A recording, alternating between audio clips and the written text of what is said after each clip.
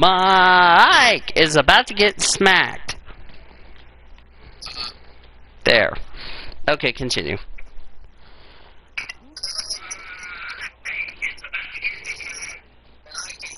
Okay, continue. So yeah, what I was saying, if we are indeed going racing at Laguna Seca for IMSA, that'll be interesting. No, because my mic wants to be a dick. That's what it's becoming, Sean. If we are going racing at IMSA, that'll be good for me because I can have watch a race that is in my state for the first time in Auto Club in March. So Yeah. if that happens, then that's good news. Yeah, it's definitely. Of course, I'm happy that they're finally going to have a race without, you know, Laguna Seca, but sadly without fans. But you got to find the best situation in that regard. So, yeah. Anyway, how are you all doing, by the way, in the chat? Just FYI.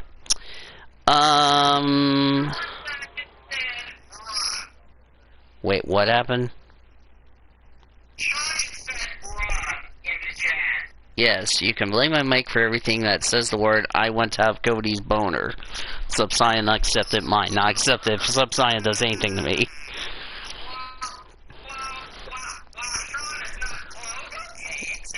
Oh my word. I'm happy right now. Of course you are. Of course you are after Dallas made it to the finals. What's next? Dallas gonna win? Anyway.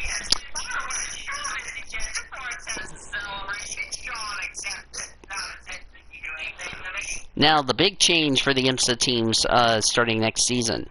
The IMSA WeatherTech Sports Car Championship will introduce points for qualifying as part of the restructured scoring system for next season. The pole winner in each of the North American Championship classes will be awarded 35 points, 32 for second place, 30 for third, and so on and so on. The system minors IMSA's current scoring rules for the races with points theoretically available down to 30th position in class. As the article is trying to be stupid. Each manufacturer highest qualifying car will also earn points towards the manufacturer's championship. An increase in race points by a multiple of 10 for next season will go in hand with the new development. That means race winners will be awarded 350 points down to 10 points for 30th position. What's you guys' thoughts on that? That's interesting. Having that new rule coming into effect for IMSA next year, I believe that it might be a good idea. Yeah. What about you, Mr. Taylor? Sounds pretty interesting to see how that works out with the new thing. That they're going to try out and everything. That's going to be. Yeah. Which reminds me, I forgot to do this earlier, but I'll go ahead and do this now.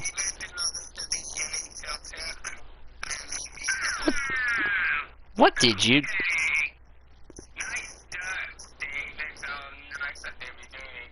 he never did anything in the NHL chat.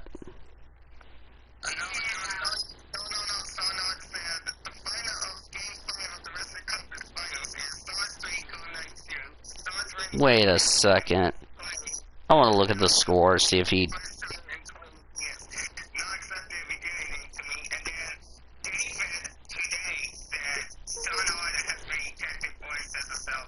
Yep, that's a derp for David. Not accepted if you do anything else. Lying point. Anyway, getting back on track here.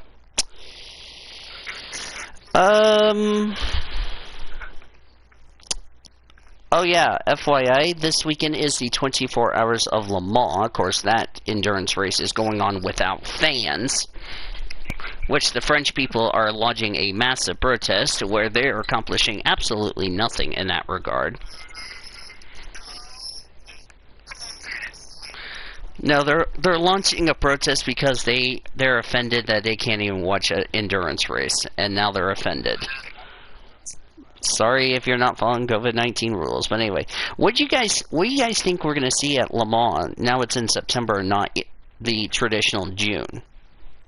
Wow. Lamar is technically dating in June, this year it's in September. And that is interesting because if we are racing Lamar in the fall, that means a lot of things can be in play in this race. Oh, definitely. What do you think we're going to see at Le Mans, Taylor? It's going to be very interesting running the race in the fall instead of the summer like we normally do. It is going to make it very interesting. The track's probably going to be, the cars are probably going to handle a little different than what they're used to, especially with it being fall and last summer. Of course, you know, when you run at night, it's going to be a lot different because the sun goes down a little earlier than normal. So it's going to be interesting to see what happens.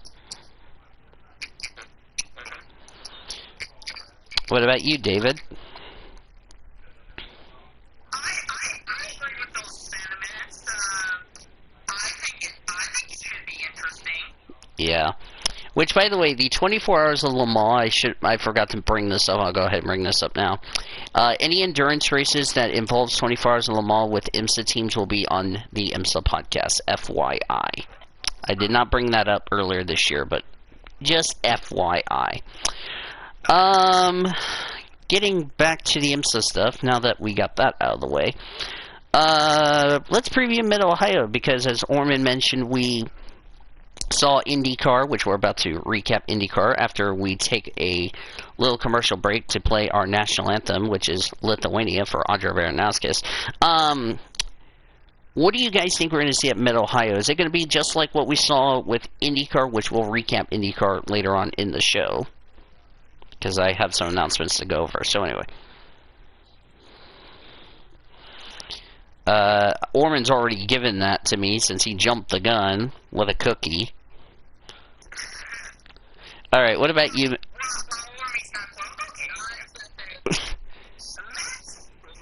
Okay, so Taylor, what do you think we'll see at Mid-Ohio?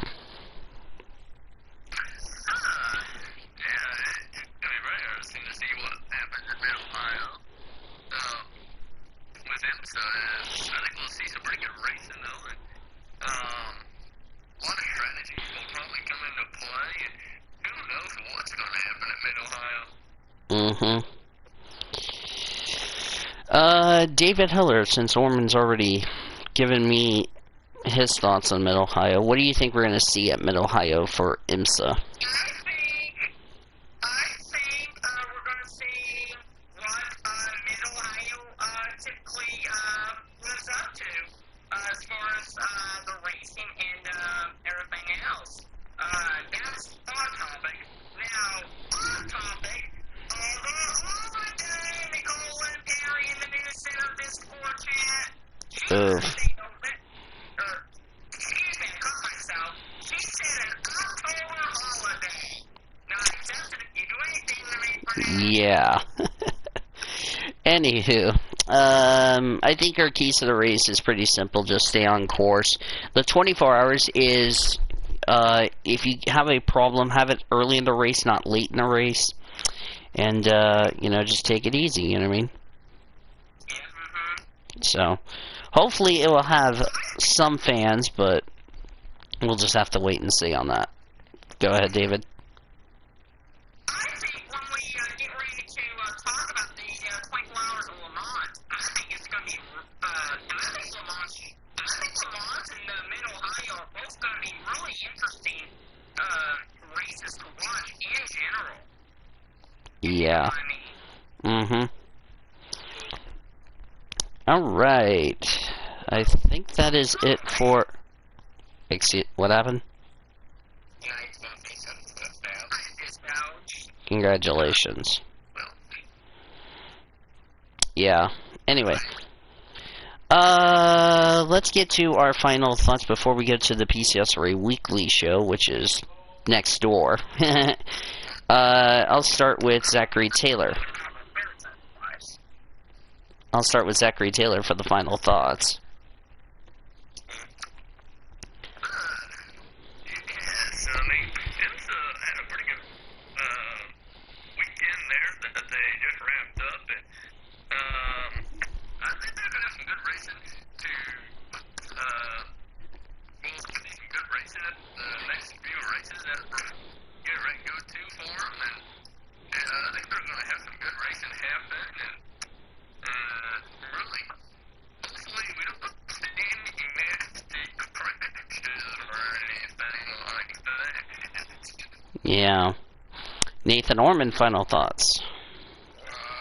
This weekend's gonna be fun for IMSA this weekend, and I will enjoy the race.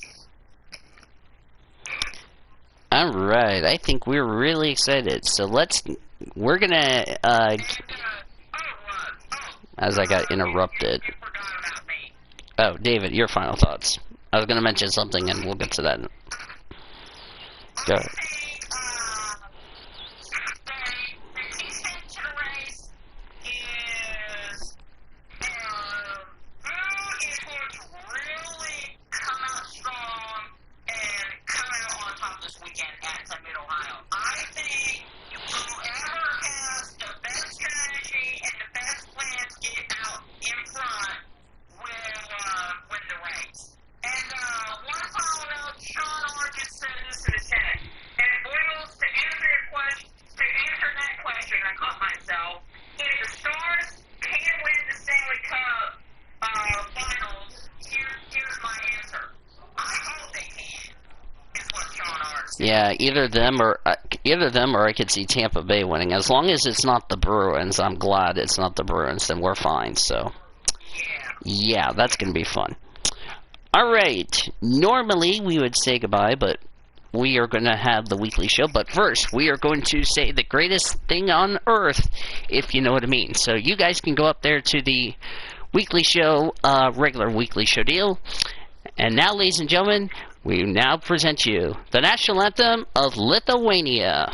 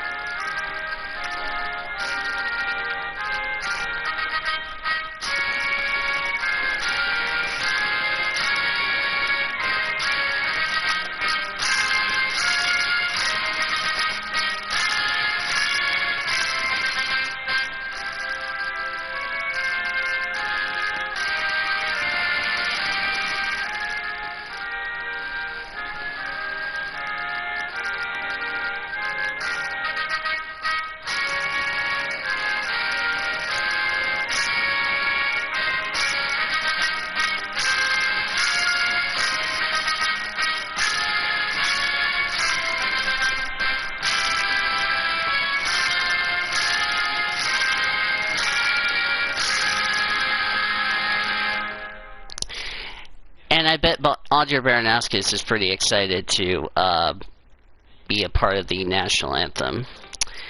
Alright, as we are still with the same panelists as always, by the way, just so you know, if anybody is going to be looking for some NASCAR stuff for the remainder of the season, at least you picked the right channel to take care of that, if you know what I mean. So, which is us. So we'll take care of the NASCAR stuff for the remainder of the season. We respect the person for understanding the circumstances, which, by the way, is a compliment, not a negative thing, if you ask me. All right. Now, before I forget, did I write down, do not help me?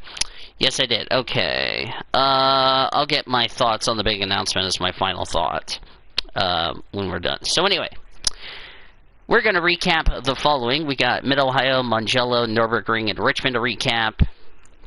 Got a lot of stuff to discuss and all that, and get ready to preview the Bend, Nürburgring 2, and Bristol, which is going to be exciting. Hi, Mr. Great Lakes. How are you doing?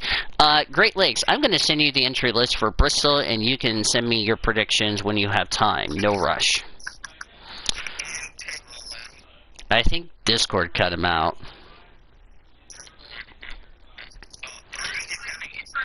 Your mother is a motherless goat who said, I can't grow up a Chinese lady.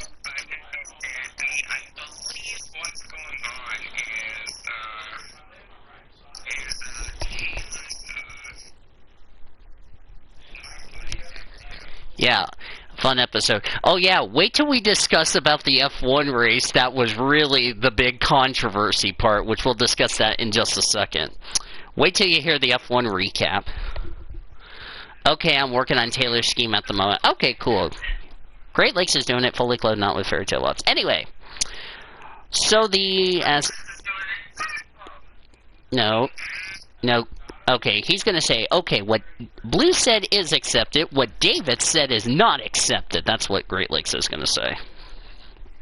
Okay, so I'm going to just get to the top 10 results for Nürburgring, if the stupid... Oh, that's race 2 result. Okay, motorsports.com, do you want me to smack you now or later? Because I'm about to smack you with my fist. Motorsports.com is about to get smacked. I'm about to go smack motorsports.com in about 5 seconds. Smacks motorsports.com with a baseball bat. Motorsports.com accepted being smacked. Okay, where's the bloody results? That's race 2. I want race 1. That's race 1. Alright. Excuse you on the cough, by the way. Alright, I want full results. Seriously, motorsports.com, I'm about to smack you in about 5 seconds. I'm trying to get it to where I can flip-flop between race 1 and race 2 and saying, 404, sorry, is not responding. Pile of shit. Anyway. So, for DTM Race 1, Nico Mueller won, Rene Rast second, Marco Whitman third as we go into the top 10 results in DTM. Mike Rockenfeller fourth, Robert Fringe fifth, Philip Ing sixth, Timo Glock seventh, Sheldon Vanderline eighth, Luke Duvall ninth, and Lucas Auer completed the top 10. For race number 2, if my phone wants to cooperate. Oh, that's why, because I have it on Wi-Fi. Duh. Okay, we're good.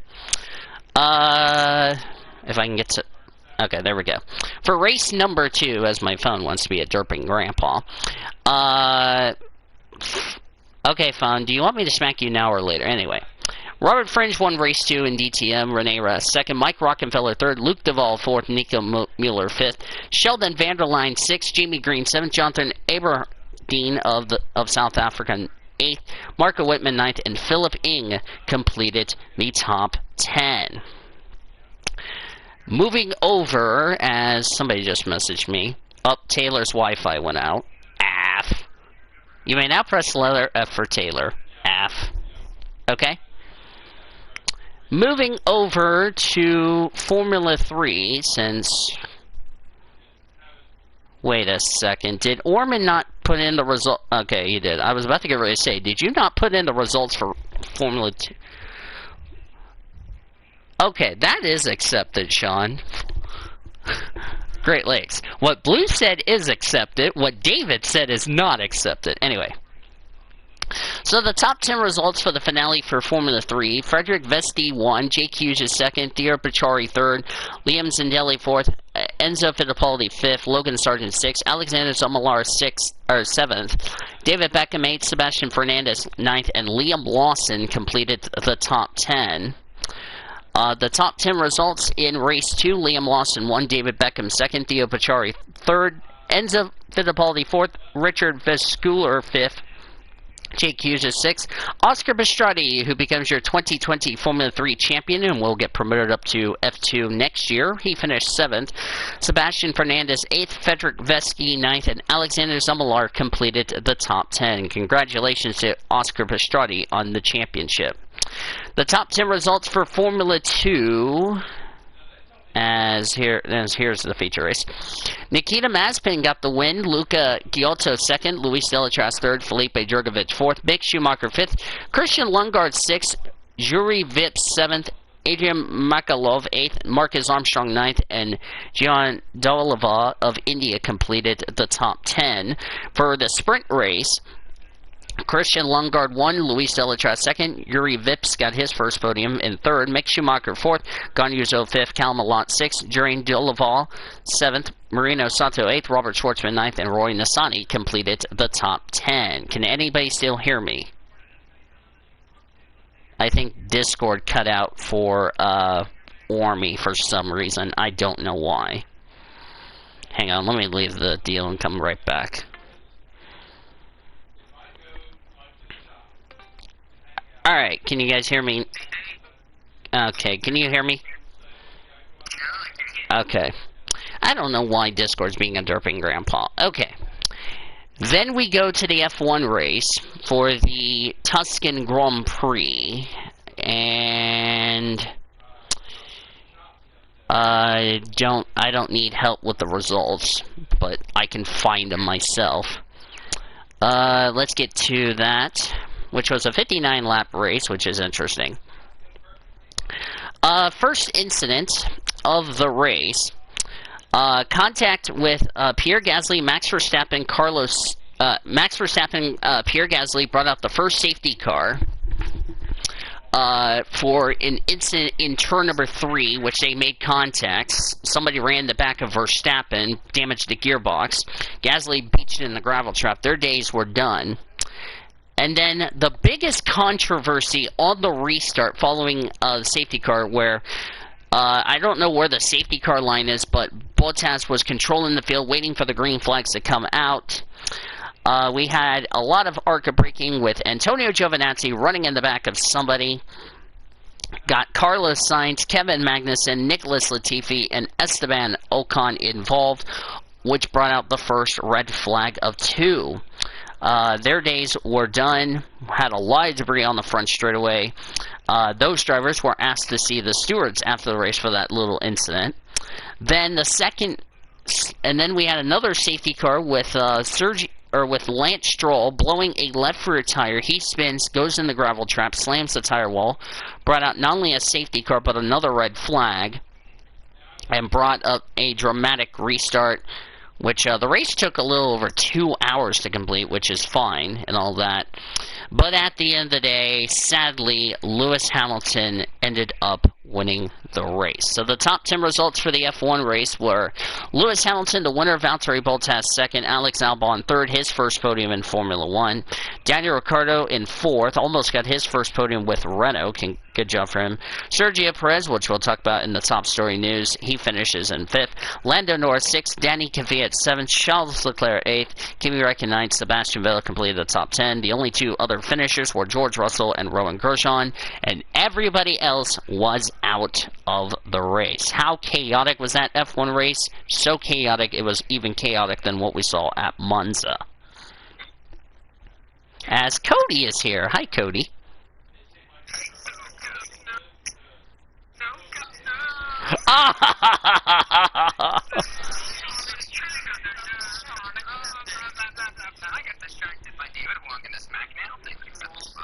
Okay, we were... Alright, then we go, looking back at the agenda, then we go to Mid-Ohio for IndyCar for race number 1, which, hang on, let me find IndyCar, because for some reason I can't, unless I need to do this the hard way. Do not help me, I can find it. Thank you very much. NTT IndyCar, there we go. Let's see, it was an interesting weekend at Mid-Ohio for IndyCar for a good reason. Let me find the... Oh, here it is. Anyway. Nothing really happened as far as that race is concerned. It went pretty caution clean as far as that's concerned. But at the end of the day, Will Power got his first win of the season as he took the checker flag, winning race 1 of the Honda IndyCar 200. So the top 10 results for race 1. Will Power, the winner, Joseph Newgarden second, Alexander Rossi third. Better result for Rossi after a struggling start to the season. Graham Rahal fourth, Ryan Hunter-Reay fifth, Felix Rosenqvist sixth, Jack Harvey second, Rinus VeeKay eighth, Colton Herta ninth, and Scott Dixon completed the top 10. However, in race 2, it was a different story. As my phone is starting to becoming a derping grandpa. Give me a second. Alright, race 2, however, was interesting. Alex Palou had contact, got involved in an incident, brought out with Felix Rosenqvist. They had problems. Scott Dixon made a rare mistake coming out of turn 1, got loose, spun in the dirt. He did continue on, which was crazy. And then we had all these pit strategies as far as that is concerned. And when it was all said and done, it was Colton Herta who got his first win of the season. His first win since, I want to say, Coda? I think it was Coda, because he hadn't won in a long time. He gets his first win of the 2020 campaign. So race 2 results for IndyCar. Colton Herta, the winner. Alexander Rossi second. Ryan Hunter-Reay third. Graham Rahal fourth. Marcus Ericsson fifth. Simon Pagenaud sixth. Will Power seventh. Joseph Newgarden eighth. Patricia O'Ward ninth. And Scott Dixon completes the top 10. Then we go to Richmond. Yay. Richmond for the Truck Series for their Toyota Care 250, which they stole that race name from the Xfinity Series. So, yeah. First incident was the 49 of Ray Ciccarelli and the 83 of Tim Beans. They both got together. CMI Motorsports took each other out on the first caution, and I bet they were not a happy bunch of bunnies. That's what they get for making that meme of that little song they posted on Twitter. Nothing else happened in Stage 1. That was won by Zane Smith, which we'll talk about him in the top story news. Nothing else happened in Stage 2. That was won by Ben Rhodes. And then the final caution was Austin Wainself spinning in turn number 1. He continued on his merry little way. And at the end of the day, Grant Enfinger, who hasn't won since Daytona, got his second win of the season, and the Truck Series playoffs were set. So the top 10 results for the Truck Series race was Grant Enfinger, the winner, Matt Crafton second, Ben Rhodes third, Brett Moffitt fourth, Tyler Ingram fifth, Cody Robar get his best result in sixth, David Reagan, his first start in the Truck Series, finished seventh, his second start in the NASCAR season for David Reagan, first since the Daytona 500. Austin Hill 8th, Timmy Hill 9th, and Stuart Friesen completed the top 10. I believe, I'm trying to think who won the regular season title. Do not help me, I can find it. I think that was won by, do not help me, I can find it. I forgot who won the regular season title. I'll look at the points in just a second. The Truck Series, that's what I'm looking for. Truck schedule. Who won the regular season title? That's what I'm trying to find. Do not help me. The regular season champion went to Sheldon Creed, I believe. Or, anyway, but I don't know who won the regular season title, but I don't care. Oh, Austin Hill, that's who won it. But anyway. Yeah, some notable results. Chandler Smith 12th, Austin Wainself 14th, Tate Fogelman 15th, Tanner Gray 16th, Sam Mayer 19th, and yeah, that's all the results so far. Moving to the Xfinity Series at Richmond for the Gold Bowling 250. The final race for Kyle Busch in the 54. 15 of Colby Howard apparently hit the wall, came to a stop after causing some significant damage to the right front of his car. He continued on. That was the first yellow. We had a competition yellow after that. Then Myatt Snyder got turned by the 92 of Josh Williams in the back straightaway, which, by the way, was the final caution because the rest of the race was stage breaks. Austin Cindric won Stage 1. He also clinched the regular season championship. Justin Allgaier won Stage 2, and Justin Allgaier took home the checker flag at Richmond for his first win of the season, or second, I don't know. His second, which, by the way, became his third. We'll get to that in just a second. So the race 1 top 10 results for the Xfinity Series was Justin Allgaier the winner, Justin Haley second, Kyle Busch third, Austin Cindric fourth, Ross Chastain fifth, Brett Moffitt sixth. Good run for Our Motorsports. Michael Annett seventh, Noah Gragson eighth, Kaz Grala ninth, and Riley Herbst completed the top 10. Race 2 for the Xfinity Series without Kyle Busch, which brought the starting grid from 37 to 36. Had a competition yellow, lap 42. Stage 1 was completed, won by Justin Allgaier, picking up his mojo. Colby Howard, in his backup car, got into an incident in turn number 3, which he had some pretty significant damage. His race was done. Stage 2 was won by Ross Chastain. And then Brandon Brown was not too happy with Riley Herbst for some reason, because Riley Herbst gave Brandon Brown a tire rub the race before. Brandon Brown retaliates and spins Riley Herbst in turn 1. Riley Herbst hits the wall. Riley Herbst was done, and he went to go have a little chat with the 68, which probably caused a pit crew to get involved in that. And Justin Allgaier swept Richmond, pulled at Austin Cindric for his third win of the season. So race 2 results for Xfinity. Justin Allgaier won, Jeff Burton second, Ross Chastain third, Harrison Burton fourth, Noah Gragson fifth, Justin Allgaier sixth, Michael Annett seventh, Brandon Jones eighth, Kaz Grala ninth, good run for Kazzy, and Austin Cindric completed the top 10. Then we go to the Cup Series race for their second race of the first round. Should we say it was calm and clean? I mean, not the typical Richmond we were looking forward to. Other than we had a competition yellow. Denny Hamlin won Stage 1. Brad Keselowski won Stage 2. It was caution-free with no wrecks. And at the end of the day, Cody Smart and Brad Keselowski won at Richmond for the 4th time this season and solidifies Brad Keselowski a spot into the round of 12 as a result of that victory. So the top 10 results for the Cup Series was Brad Keselowski, the winner, Martin Truex Jr. second, Joey Logano third, Austin Dillon got fourth. He had a top 5 last time out at Darlington, backs up with a fourth. He's looking pretty good to make it into the round of 12. Chase Elliott fifth, I could say the same for him. Kyle Busch sixth, Kevin Harvick seventh, Eric Almirola eighth, Alex Bowman ninth, Clint Bowyer completed the top 10. Notable playoff drivers: Denny Hamlin was 12th, Kurt Busch 13th, Cole Custer 14th.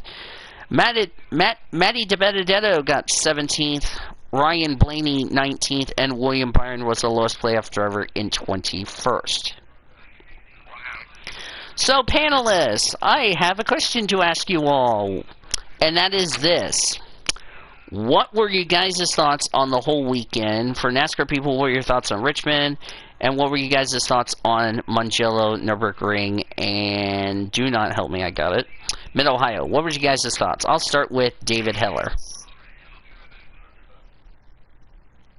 I think, other than really getting screwed over by NASCAR officials and poor pit strategies as usual, as to why I got shut out in the weekly show. Oof. For the pub race. Which, honestly, if I must say, before I give my thoughts, that's just like, that's been the most common thing I've noticed so far this season, and why I struggle with the way I have so far in the standings. And quite frankly, and this is on a road, to get into the playoffs. And I'm sure Cody would agree that the only reason why I got in was because Greg and Human both got disqualified. Otherwise, if those two did not get disqualified, I don't think I would have been in the playoffs.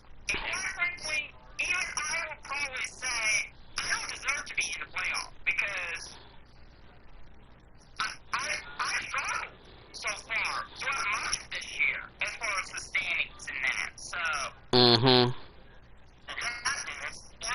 that's been, unfortunately this weekend, the Colin thing continues, and I don't know what I'm doing wrong with my picks. I'm picking the best of the best drivers I can think of picking, and it's just, I guess it's just the results.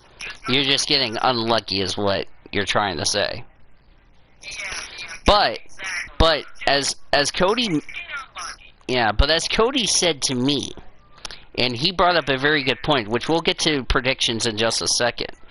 When we pick for the elimination, those 12 points, as Cody always says to us time and time again, could mean the difference on which 8 panelists are moving on and which 2 panelists are getting eliminated.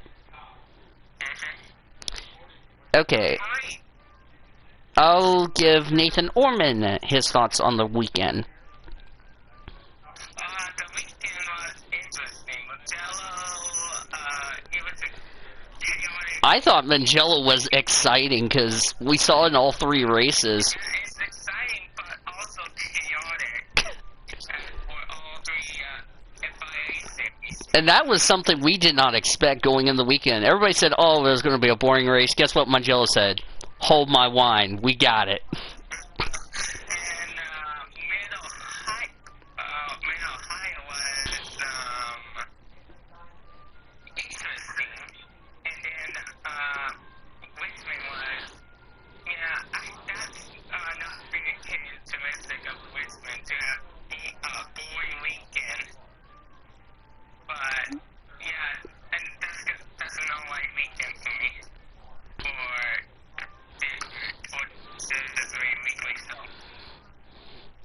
Alright, and by the way, Cody, I'm sending you something in your DM that is not a roast, by the way.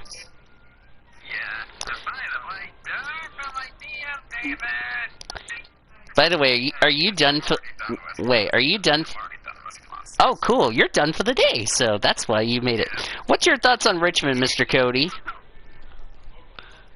in terms of where Richmond's concerned, I mean, I don't know how much of the races I caught, because the trucks race I missed, the Xfinity race 1 I missed, race 2 I kinda caught, I don't know, and Cup I think I was able to watch.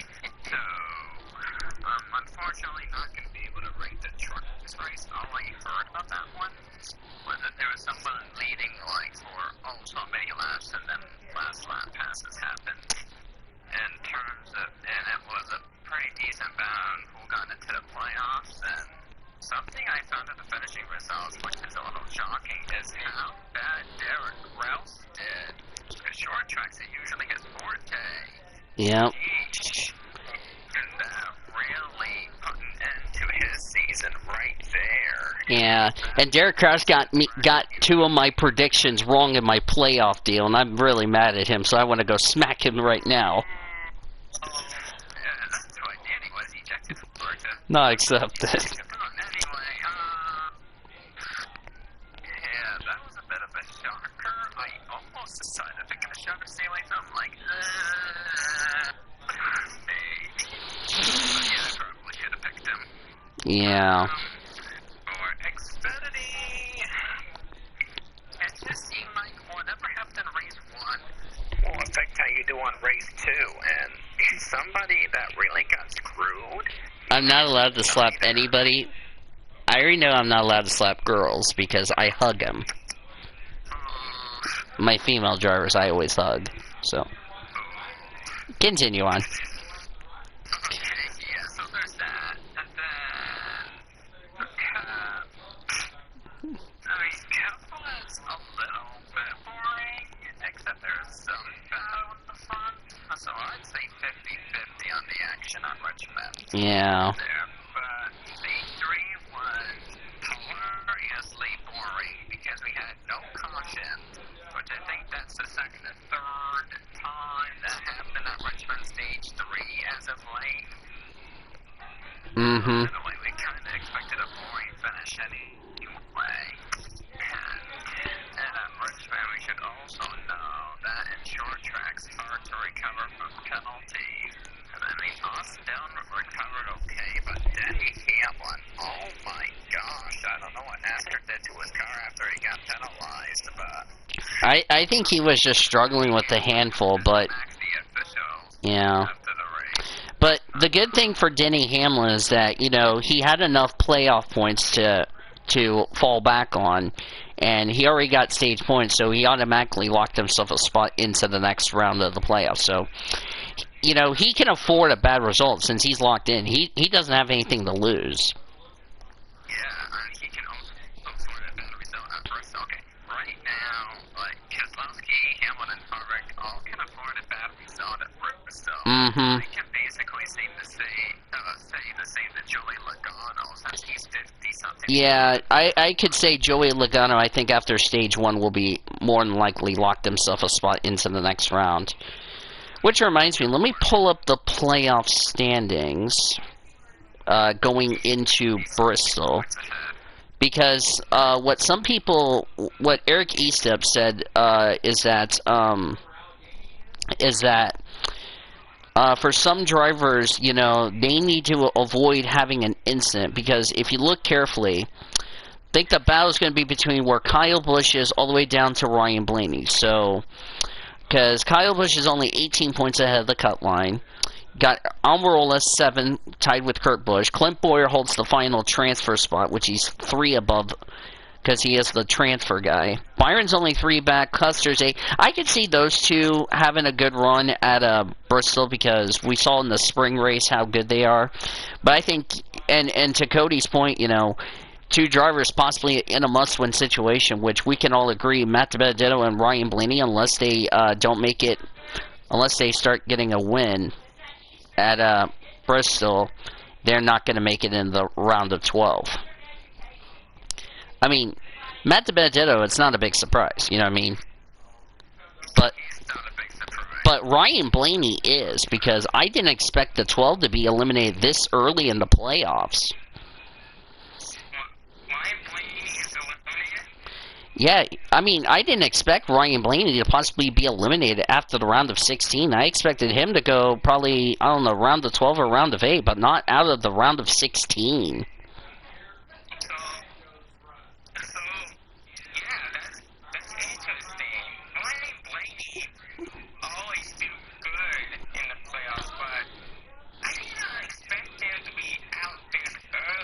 Yeah, I don't think anybody expected him to be out this early. So, yeah.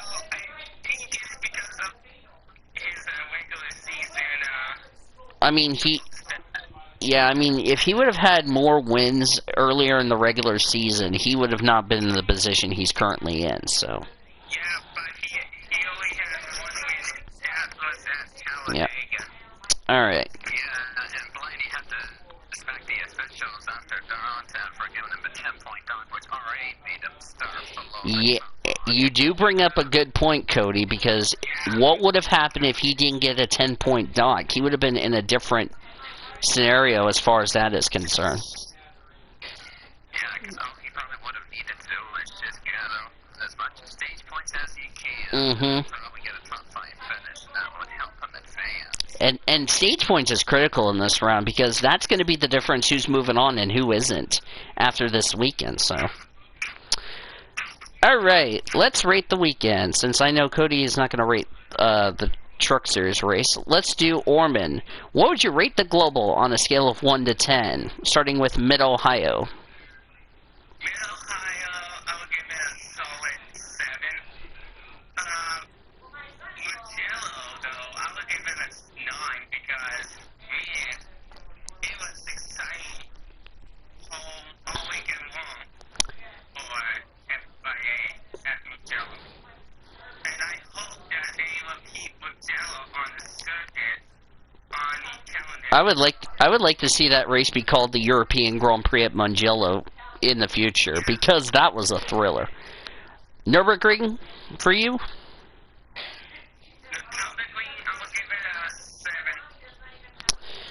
Alright, for me, Mid-Ohio was pretty interesting with the strategies and all that. I'm going to agree with Orman, give it a 7. Mugello, wow. If you would have told me we would have 3 safety cars and 2 red flags before you told me this weekend, I would have not believed you. A solid 10 for Mugello. That was insane. Nürburgring, I'm going to give it an 8, because why not? Yeah, if you would have told me Mugello was going to be a board fest and all of a sudden it says hold my beer, then yeah. Alright, let's talk about Richmond. What would you guys rate Richmond from 1 to 10? I'll start with David.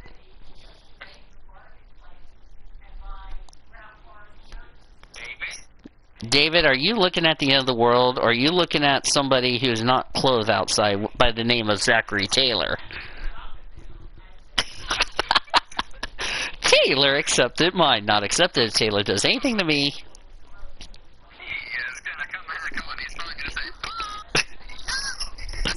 Is smacking Taylor accepted. For me, I'm going to give Richmond a 6. That's what I would give it, in my personal opinion. Orman told me the Richmond weekend was boring, and then Global's like, hold my beer, we'll make it better.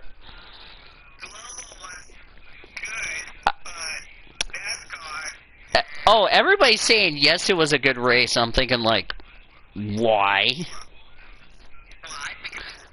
Because lately, Richmond hasn't been entertaining. Yes, I understand they lost a race because of COVID-19. I get it. What about you, Mr. Cody? For Richmond? Yes. I would have to say, like, trucks I wouldn't be able to rate it. Second Xfinity race, I probably would have to say a 6. Mm-hmm. I would probably, I don't know for Cup. Cup, I mean, first stage was okay.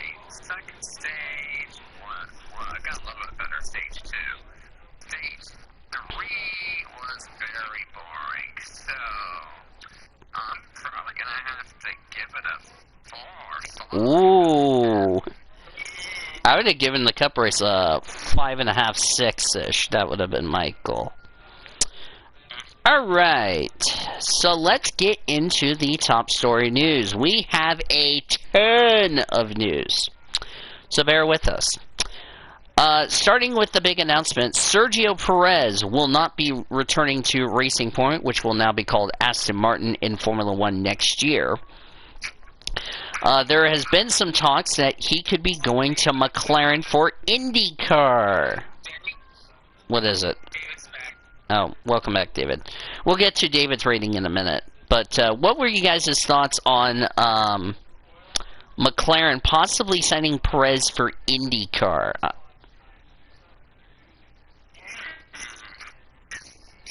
That's interesting.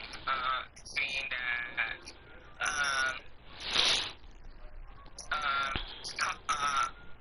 that driver, Sergio Perez, going IndyCar.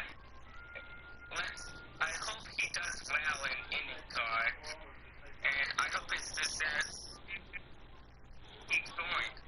Yeah. Would be nice to see Sergio. I mean, Checo's been really okay, but, you know, now you lost your spot to Sebastian Vettel, who, by the way, signed with Aston Martin to be teammates with Lance Stroll next season, so that's going to be interesting, so...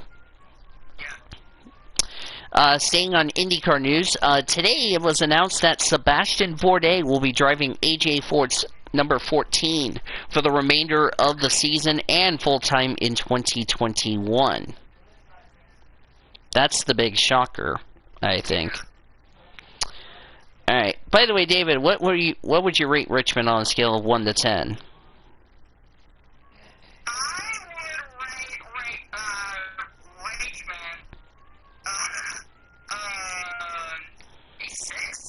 Okay. Alright. Yep. And you just said a D word. Congratulations.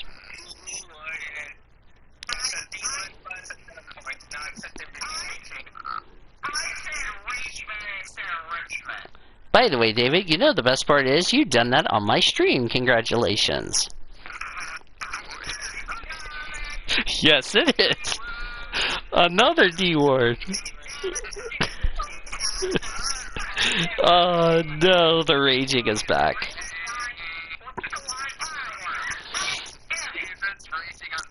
By the way, other holiday to an article I came across on Facebook because they just said the Macy November holiday.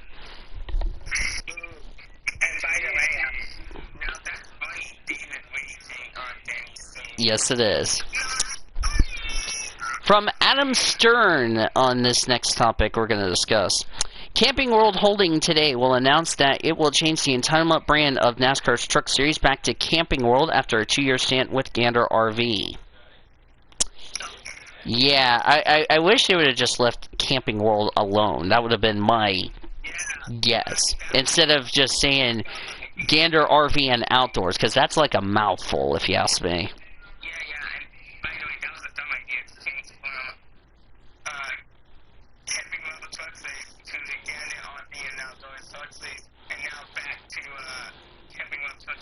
Yeah, it's like, make up your mind already. But yeah. Alright, next topic to discuss. Starting with the news from yesterday from Adam Stern. Geico is planning to leave Germain Racing after 20, which is no surprise, which we talked about this last week, as part of its shift away from team sponsorship, and Germain is for sale, as Bob Pockris mentioned earlier. Expected bidders and interest, listen to this. For Germain Racing, listen to the following candidates. Justin Marks, TMT Racing 50, which is like Mayweather's team, and one of the Cup drivers from JGR, Denny Hamlin. To me, and this is just my honorable opinion, I think if I would have given the charter to somebody that I think deserved it, it would go to Justin Marks. That's just my point of view, but what do you think about those three candidates? I mean, Hamlin is like the big surprise, trying to start up a Cup team, which, by the way, I don't know how that's going to go with NASCAR, but we'll see. That's kind of 50-50, don't you think? So, yeah. Next topic from Pockris. Pockris has mentioned about the 2021 schedule. Some tracks are taking deposits or renewals for 2021 at this point. Not sure when NASCAR will announce the schedule. It also said it might not announce a full schedule entirely, so it'll be just like parts, like what we had when we returned from COVID-19. Would expect something in the next few weeks, but in August, I said I expect it in August, so we'll keep an eye on that. Now, here's the big shocker that nobody saw coming. Junior Motorsports today announced Sam Mayer will return to the team next year to make his NASCAR Xfinity Series debut in the second half of the 2021 season. The plan is for Mayer to run full-time in 2022. Thoughts about that one? What's your thoughts? That sounds a little far-fetched to me. That sounds a little far-fetched. But that also gets your prediction correctly, which is an up-and-coming driver will be rushed in one of the three series. That's probably correct. Because, I mean, I don't know how to vote the drivers I thought would be rushed. Sam Mayer was not one of those people I think would be rushed. Okay, let me give you a breakdown at who I thought was going to possibly be rushed to where. Rushed in trucks. I could see Drew Dollar being rushed in the truck. Mm-hmm. Xfinity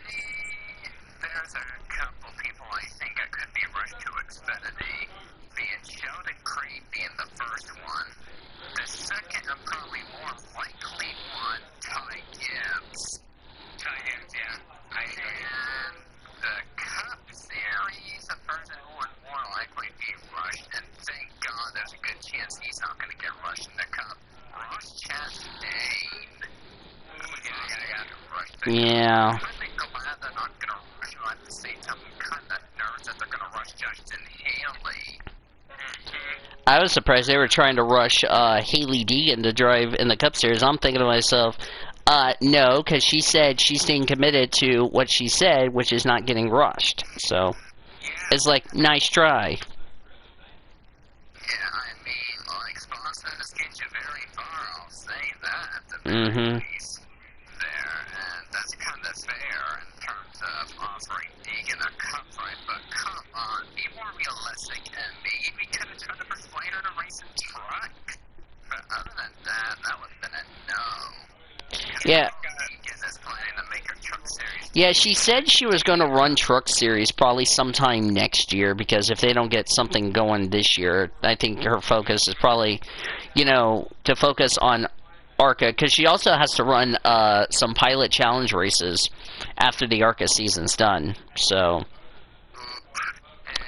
well, and it could be a good thing, because, you know, she needs to work on her road course skills, because, you know, the only road course we have in the Truck Series is Canadian Tire, and that's really important for her to get some practice, you know, with the pilot challenge car, if you know what I mean. To be fair, it's in the playoffs, and knowing how rookies have been lately, it's been more the unexpected rookies that have made the playoffs, not the usual suspects. Mm-hmm. So, I'm kind of thinking Deegan might get pretty unlucky in the first season, and somebody like, thinking on top of my head, maybe True Dollar ends up getting lucky into the playoffs. Yeah. So, I really don't think Deegan's going to make the truck playoffs at our first season. But I think she could in her second. Maybe Michael Self. Yeah. Yeah. By the way, Ormy, do not look at the food and drink chat, whatever you do. You're about to flip off. No, I just found something on Facebook that I had to put in the food and drink chat. Oreo tequila cannoli.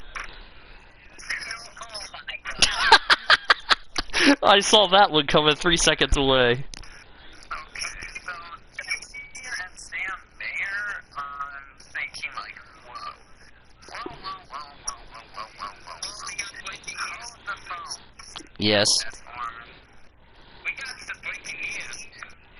Today, motorsport.com says Bubba Wallace can join Bruh, Oreo what? NASCAR team after Source exit. So, Bubba Wallace might join Bubba's Racing after Bubba's announcing that he is a free agent. And they did confirm Suarez is not returning to the 96, so he could end up going to the 43 with his sponsors going with him. Here's the problem with the Bubba Wallace going to Gaunt. Gaunt's probably saying, okay, look, there's a good chance, you know, we're not going to run full-time again like we tried to do this year. We might be ended up going to part-time. So that could mean Bubba Wallace would have to race his way into every race. You see my point there? Because Bubba Wallace could have his consecutive streak come to an end. So that's the whole problem. I don't agree with the move with Bubba. But then again, we'll just have to wait and see. Unless they get the charter from Germain Racing. That's the only way Bubba can save himself.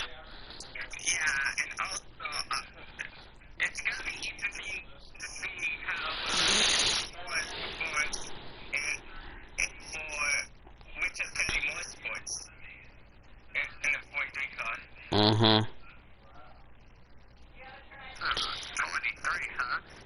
Yeah, that's... I am not 100% sure if Suarez will end up going to the 43. When I first saw that Suarez was going to be out of a ride, I would see him saying, like, hey, maybe try to get into a more competitive ride.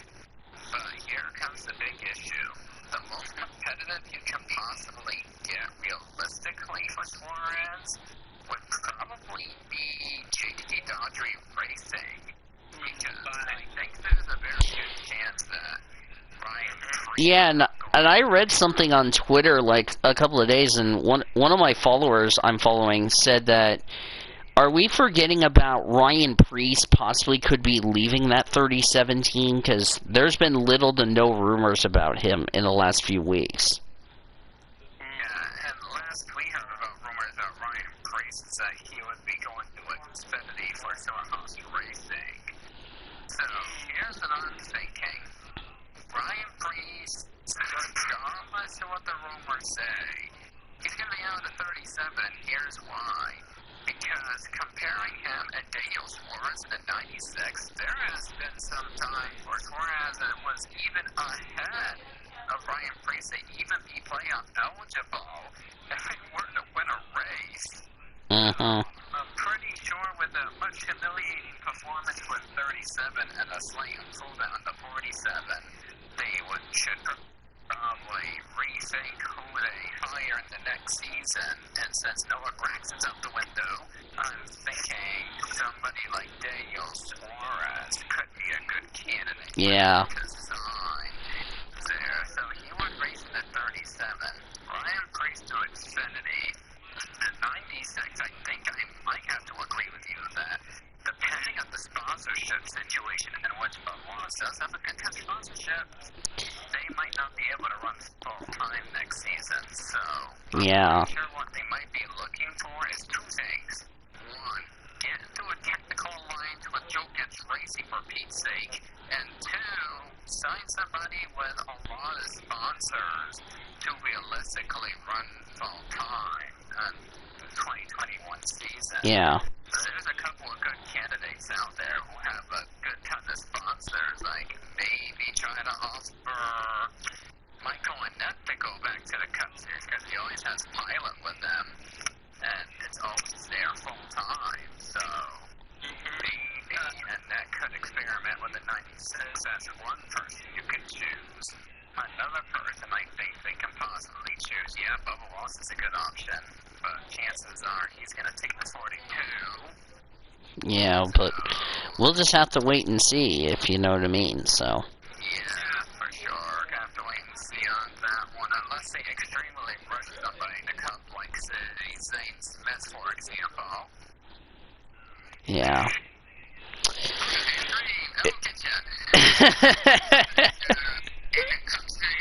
Michael Nitwell for Tommy Baldwin Racing and H. Scott Motorsports. Yeah, definitely. Yeah, we'll just have to see how that's going to play out, if you know what I mean. Of course, you know, a lot of other things, you know, we also need to mention is everybody's saying Kyle Larson, you know, could be going to Hendrick Motorsports. The problem I have with that is two things. How is A, he already had his contract terminated by Chevrolet, and B, he was going to be a good prospect, you know, going, but he still hasn't even gotten his reinstatement back. So I think he's probably going to wait until the off season comes and then get his reinstatement in the off season, is what I think is going to happen. So I don't know. NASCAR has been kind of in the center of controversy, if you know what I mean, as of late. I mean, first the whole Larson ordeal, and now Mike Wallace could be threatening a legal battle. yeah, which also I forgot to mention, Mike Wallace was suspended for a controversy incident. Yeah, and now Mike Wallace might sue NASCAR over everything they did in the past few months ever since Larson got suspended. So Yeah. this could seriously shake things up, according to my own concern. And this legal battle could take months to even be processed.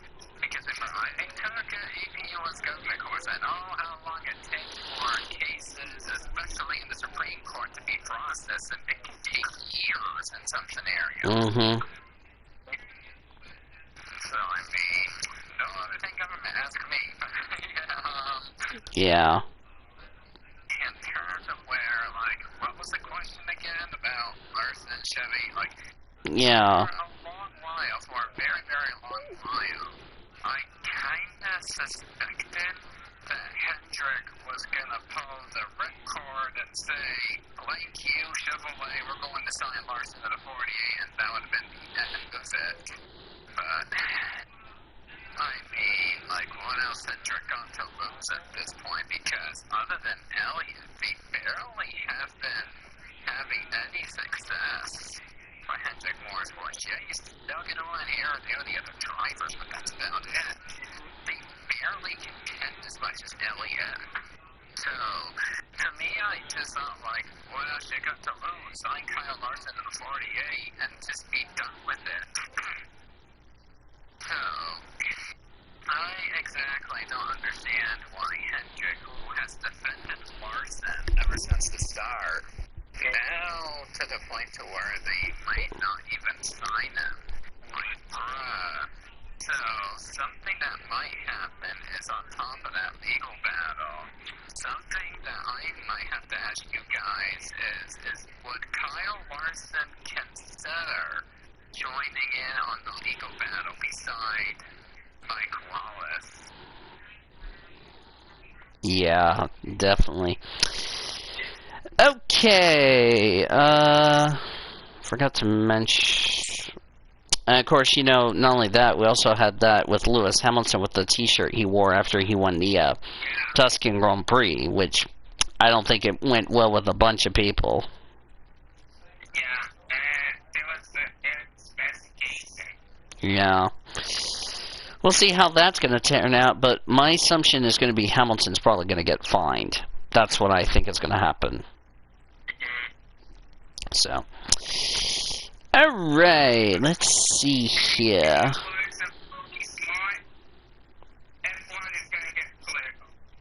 Yep. I knew you were going to say that. Okay, that's true. That's kind of true. In the president's chat while the investigation was happening. Yeah. Like, oh my god. Okay, that's probably a very bad idea by the F1 stewards for even considering it, because here comes the main issue.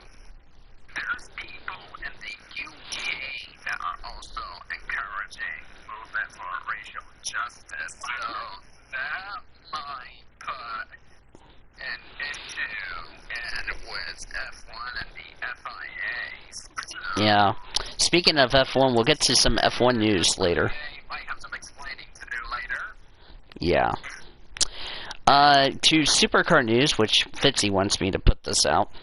Repco will now be the new naming rights for the Australia supercars in 2021. Virgin is leaving at the end of the season, as Repco is not only going to take over the sponsorship of the Super Chief Auto Bathurst 1000, but also the series, and it will run at least till the end of 2025. What's your thoughts about that, Mr. Ormy? That is interesting news. New sponsor for Supercars, and I hope that it will be a good theme for Supercars. Mm-hmm.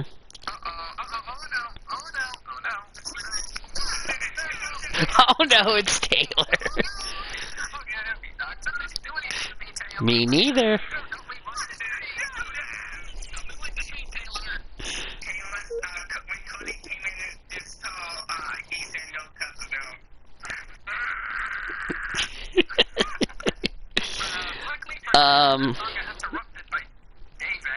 Yeah. Speaking of the Bend, getting onto our topic, speaking of F1, the Bend Motorsports Park could host the Australian Grand Prix next year if nothing improves at Albert Park in Melbourne. What you guys' thoughts on that? Mr. Taylor, I'll start with you.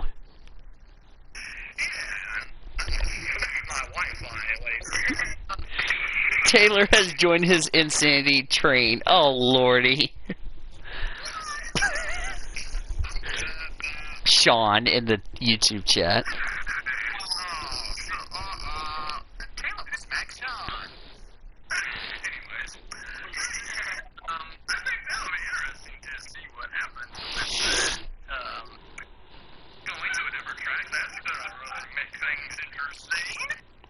Yeah.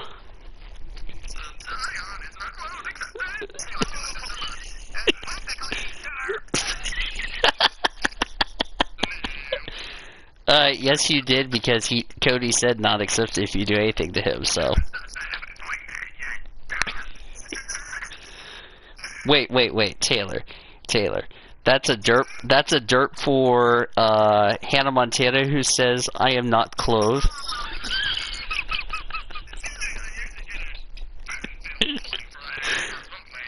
No, that's actually a real name, not a fairy tale.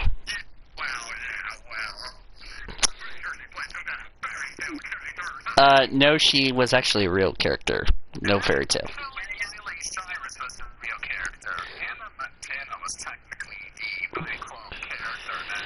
Yeah. Fictional. There is no such thing as fictional character points, Sean.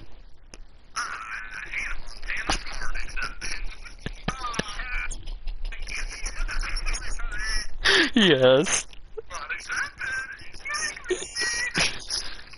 Okay. There's the R word for Sean. Okay, let me check to see if I have any other news that we have missed.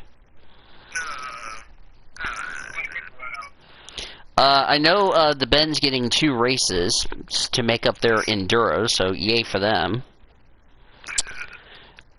Which reminds me, that track should be on NR 2003, by the way, not a roast.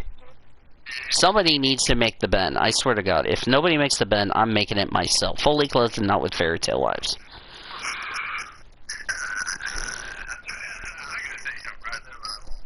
Yeah, you would have gotten yourself a 2-word phrase. That's what you would have gotten.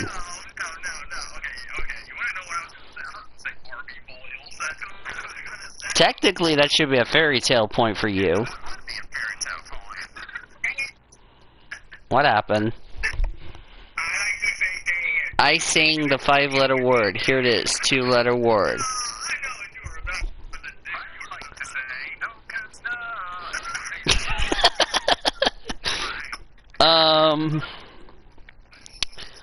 Let me okay. Okay, Tim Beans with the swag is like, bruh. Okay, Tim Beans has the worst Gangnam Style, and it was uglier than Josie's wife. Alright, let's see. Looking here through Adam Stern.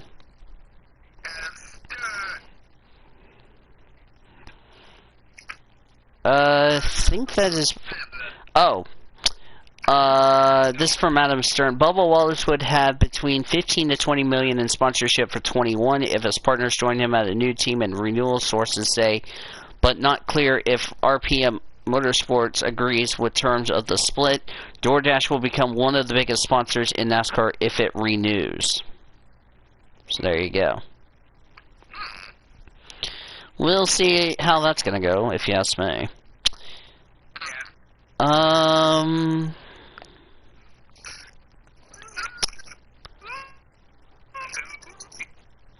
I think that's it for the top story news, because I don't have anything other. Other than this is a sponsor. CGR Teams has a new sponsor, Yorktail Corp and Kergaletti, which will have an associate position on Kurt Busch's #1 Chevy through the rest of the season. So congrats to Kurt on the new sponsor. All right, getting back to the agenda. Oh, we're on the NR News, so here's Cody Smart. I didn't do anything this week, unfortunately. It's fine. Unfortunately, I barely did anything, but next week, luckily, there's a plan. Here's the plan. So next week, we're going to have our first short track event at Missoula, which I kind of have an idea how I'm going to design it. I have a pretty decent idea of it around my head. But the reason I didn't do it last weekend was because there was a flooring project that I didn't know if was going to get done over the weekend or not. So that was a bit of an unknown on my end. But next week we're gonna have that and have the first standalone race for the Cup Series at Sonoma. So no races. First road course. Cody, we need your NR 2003 news now. That's what he's working on right now. Because Sonoma is won by home fans because they have like a year. Yeah, so, okay, so other news reports, so I've been trying to get in contact with people from Europe about the European Touring Car Championship that would be hosted by PCSRA. And I haven't really gotten too much updates from them lately, and checking back from the pens, I swear I need to create a news story thing here. Birds and Nova, are you kidding me? Okay.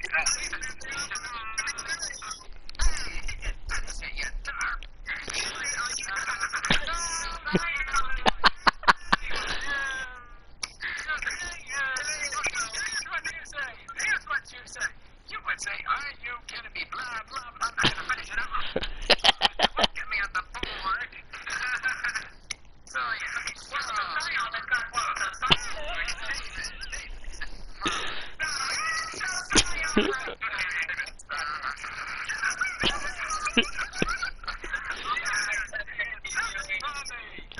Hey, you know what else is funny? I have that on the stream.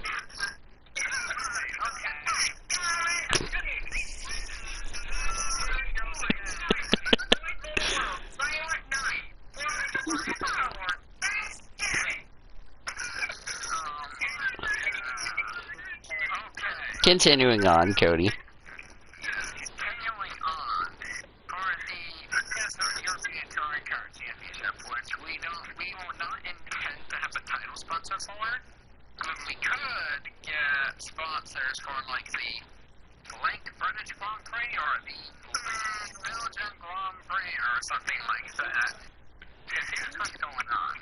So with the 15 races, we have confirmed 8 of them.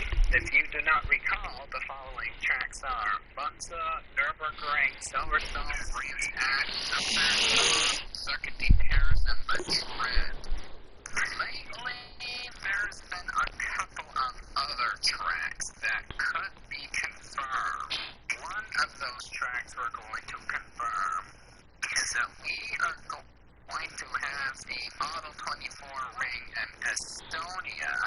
That's going to be a confirmed track, which means we're going to bring it up to 9. Then from there, the following countries we hope to be able to visit during this Touring Car Championship would be maybe another race from Germany, maybe another race from Italy, and hopefully we can visit the Czech Republic. And hopefully we can visit, I don't know where the Turkish Grand Prix is usually hosted, but we're going to wait and see where that's at, because if that's in its European territory, we might be able to go there. Otherwise, we could possibly go to maybe Sochi, since Sochi's around the European-Asian border. That would technically be under our own jurisdiction in Europe, so something, oh wait a minute, yeah, never mind, we basically are confirming Sochi to be in as well, and since Mugello was really good, we may as well confirm Mugello as well. So here's what I can confirm now, and I'm going to put it in the president's chat in just a second. So the newly confirmed tracks to join the other A, if my stupid keyboard can cooperate with me. Stupid keyboard!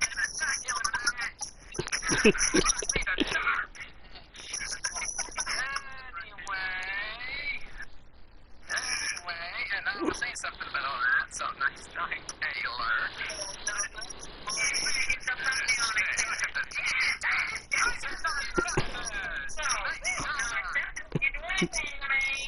Technically, it should be a dirt for David.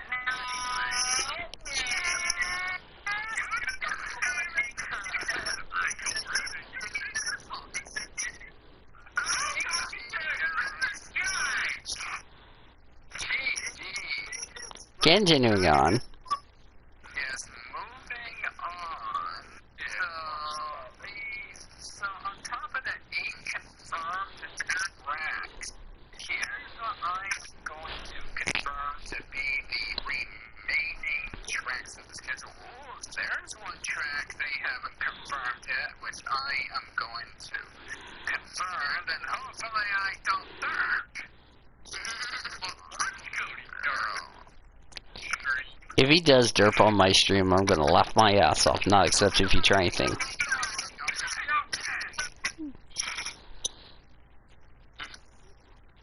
Oh boy. So, we have basically confirmed the rest of the schedule. Actually, I missed a lot of this info last week because I was pretty busy with stuff. So on top of those days, the last of the confirmed tracks are as follows. Autoclave Array in Estonia, Montreal and Italy, Euro Super Speedway, and I believe it's Denmark or Germany, I don't know. Le Mans in France, Hungary and Hungary, and Red Bull Ring in Austria. So unfortunately, we'll not be going to Czech Republic, yes.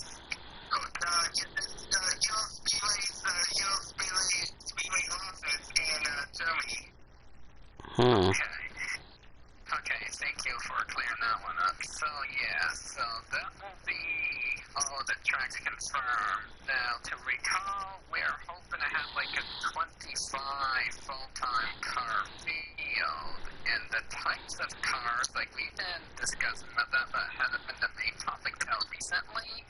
We're hoping to get like a bunch of manufacturers to get involved, but not too many to where not many are able to support.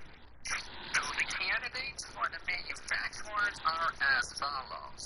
From the West, we got Ford and we got Chevrolet. For Europe, we got Mercedes, of course, BMW, and from Japan, got Toyota and Nissan. So I'm gonna have that as my notes right now. Hold on just a moment, so I do not burp. Okay, I'll get back to it. Bye.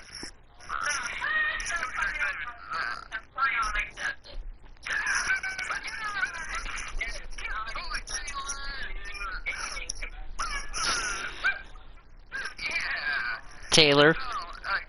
Hey Taylor, the best part is I also have that on the stream. Not except if you do anything to me. Yes, it is funny when it's on my stream and I caught it.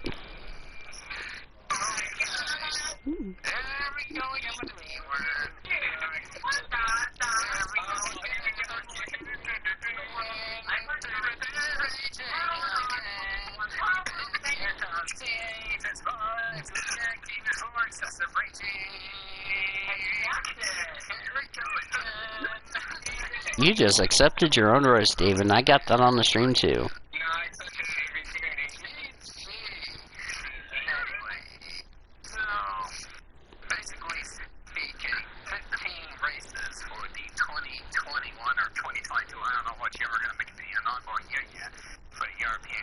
Championship for PCSRA, and I'm glad I got these unique countries going on, but I'm going to say this.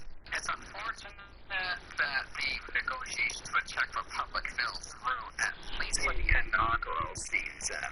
But who knows, maybe more countries will be interested, and we can increase the field and have more races in the schedule. So we'll have to wait and see what happens then. So hopefully we'll have a great first season, and we'll hopefully get the templates for these touring cars pretty soon. There. So yeah, we'll have the talks on that this coming week. So that could be it from my end. All right.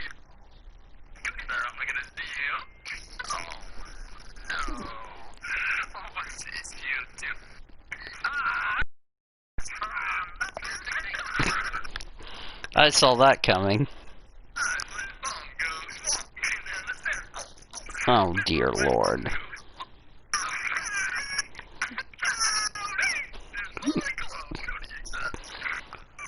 And someone's... Ah, you motherless goat.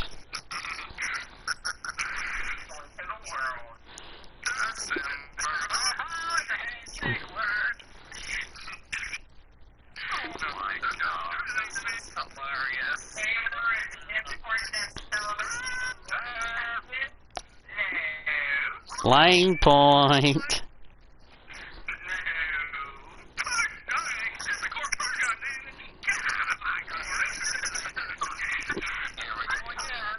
I gotta do something to Cody.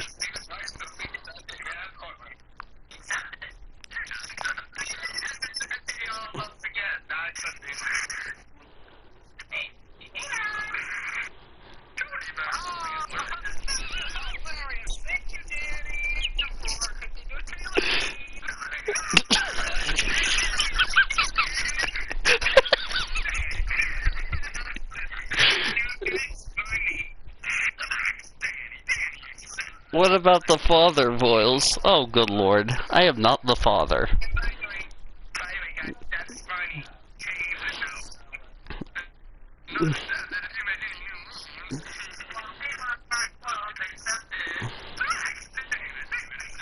I want to check something.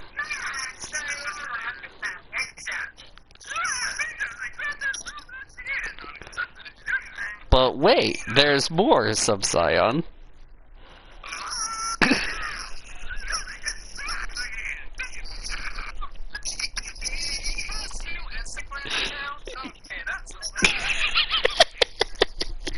Yes.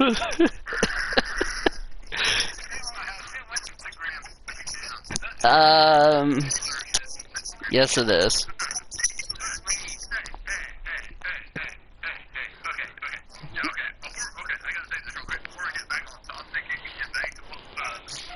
Bless you, dear.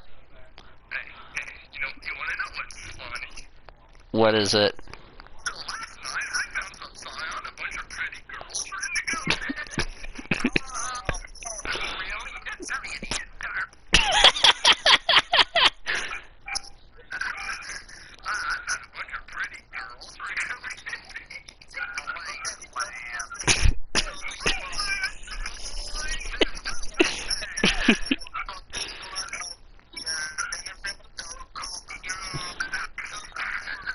I saw that one coming.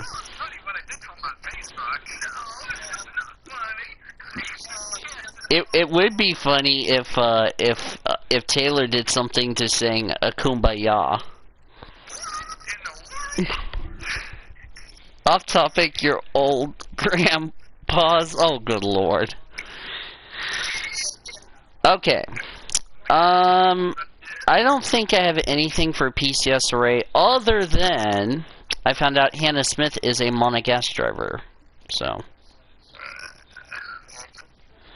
that's really impressive if you ask me. I can tell you that I can tell that this year it's going to be interesting to see how it's going to go. By the way, Ormond, don't look at your DM.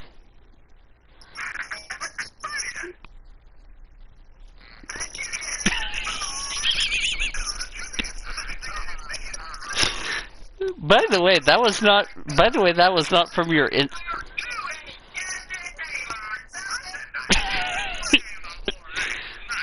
By the way, Ormond, if you're wondering where I found that from Taylor's Twitter.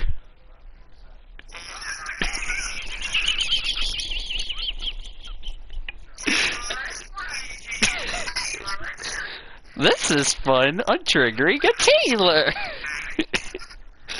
I love raging a Taylor. I love raging a Taylor.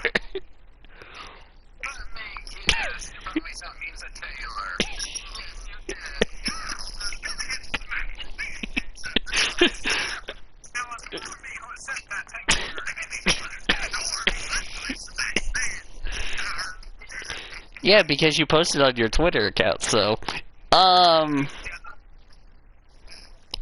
Before we look ahead to this weekend's races at I got it, Orman. I got it. Yeah, before we look ahead to the Ben Nürburgring and Bristol,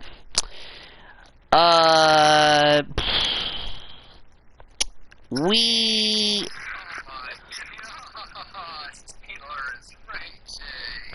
With his one train wise, accept it. Yes, I just got Taylor to roast himself.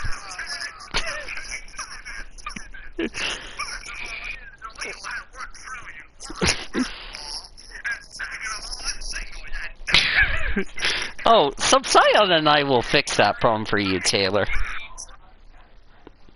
Subsion and I will fix that problem for you, Taylor. Aw, you motherless daughter.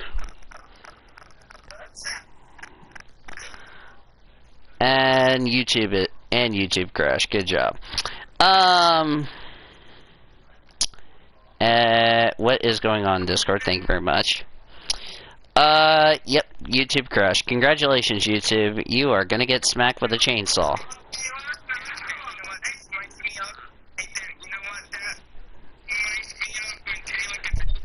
Yes.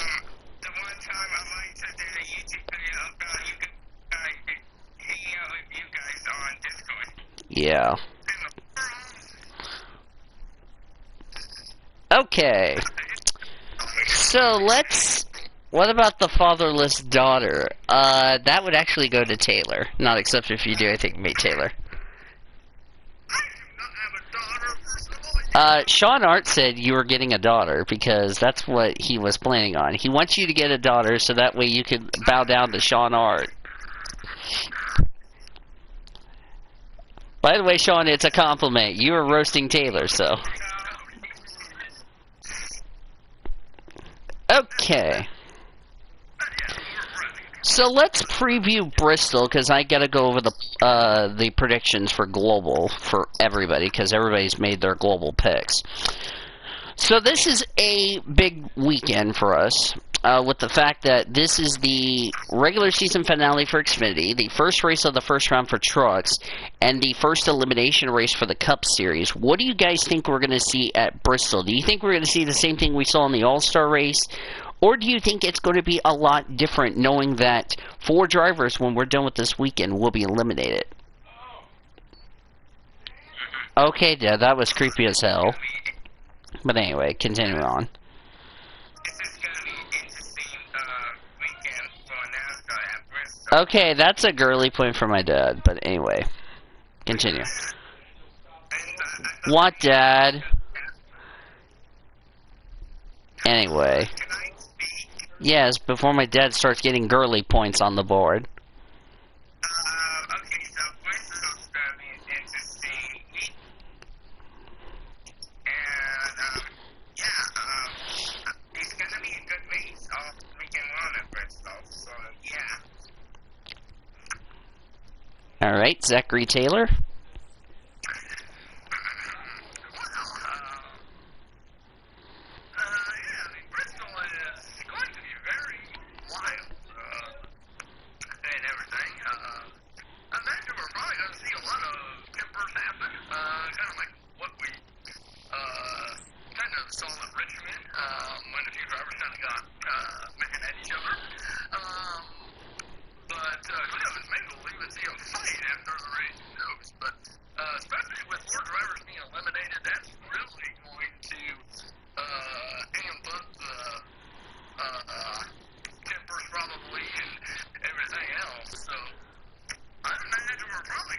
What, Dad? No. Sorry about that, Taylor. I didn't mute. Anyway. What about you, Cody?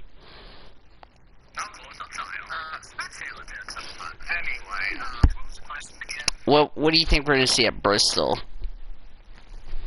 What's the question? We're gonna have 500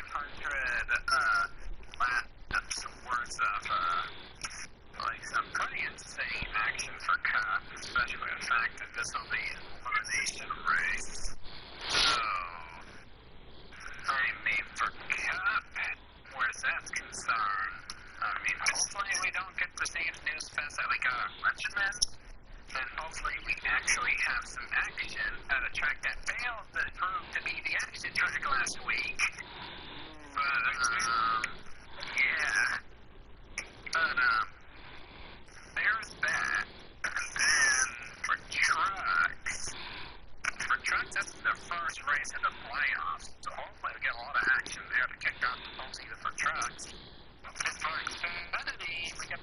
race the regular season. Oh my goodness, it's the last and first or everything this week. So hopefully this weekend becomes very action-packed there. So we should be expecting a lot from Bristol this week. So hopefully it will not be boring at all. Otherwise, I'm going to at least rate it to be at least a 5 out of 10. Yippers. What about you, David? Unless he's still muted. David's muted. Yeah. Hang on. Okay, I'm here. What was the question again? What do you think we're gonna see at Bristol? I think, it's going to be really interesting to see what Bristol's going to provide. I mean, it's the final elimination race for the first round of the playoffs. I think we may see a fight after the race. Yeah, definitely. Cause here, Because mhm, Bristol, baby. yep. And the thing is, for the playoff drivers for trucks and cup, is that if any of them wins, they're in the next round.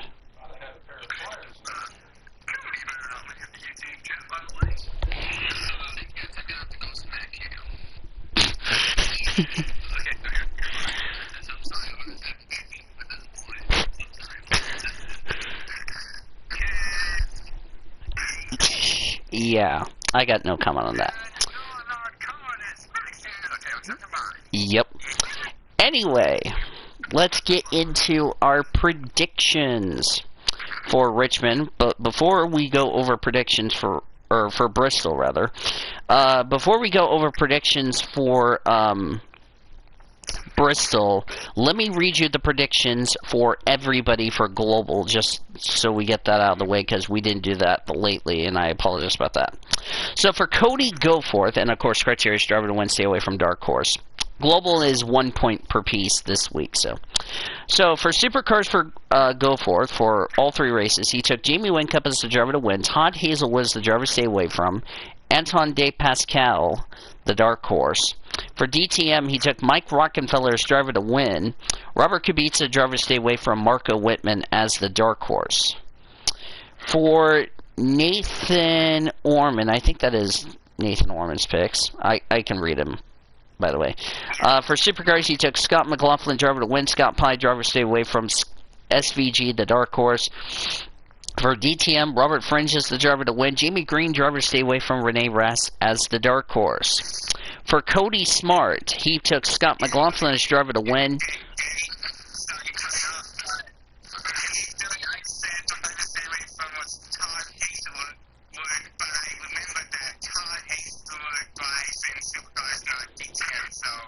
Yeah.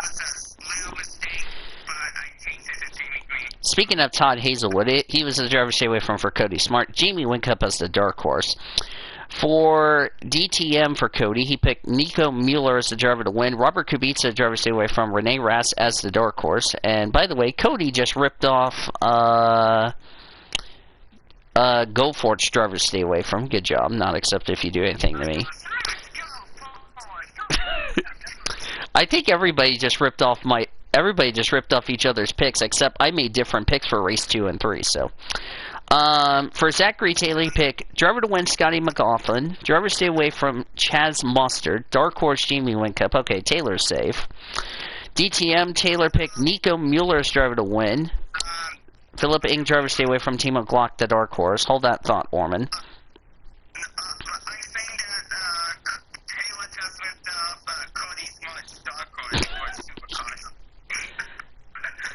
Yes.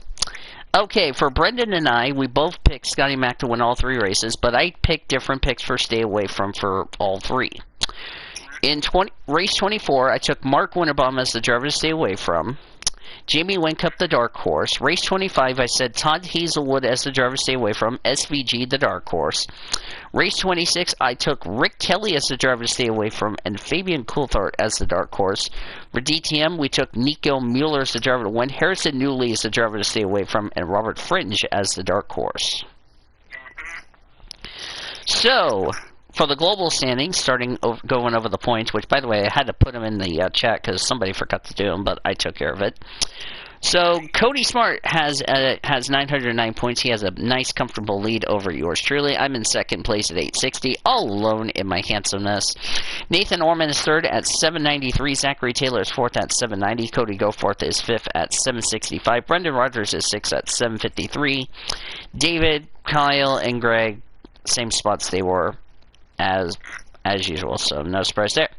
NASCAR standings entering Bristol. Cody Smart, we all know, won at Darlington. He advanced into the round of 8. He owns the point lead over Cody Goforth, who just locked himself a spot into the next round, which, speaking of Goforth, we do wish him a speedy recovery because he could be the first weekly show member to test positive for COVID-19, which is not good. But then we have a three-way tie for third between Nathan Orman, Andrew Ramsey, and Kyle Langland at 1,043. I'm in sixth place at 1,042. Zachary Taylor is seventh at 1,036, who's tied with Great Lakes for the transfer spot. So Brendan Rogers is ninth at 1,024. David Hiller is 1,022. So, as I said before, the 12 points could mean the difference who's moving on and who isn't. So that's going to be something we'll have to keep an eye on. And then Q-Man... And then Q-Man,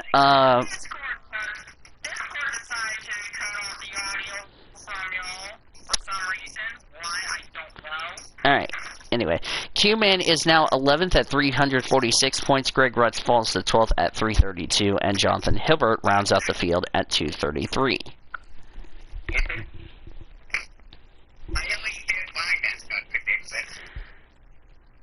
Somebody got a dirt point, so anyway. Yeah, but you could have saved them for the show, but yeah.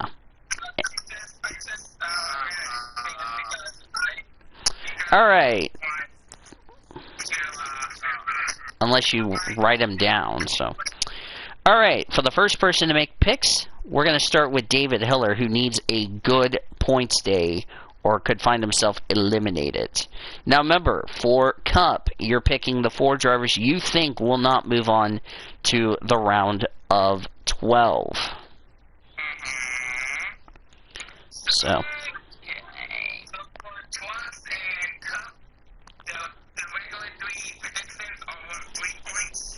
Xfinity is 1 point, because we already know Brandon Brown will make the playoffs.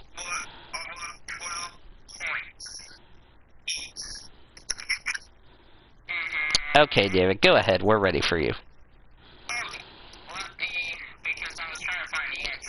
Yeah, Trucks, Xfinity, and Cup is the order.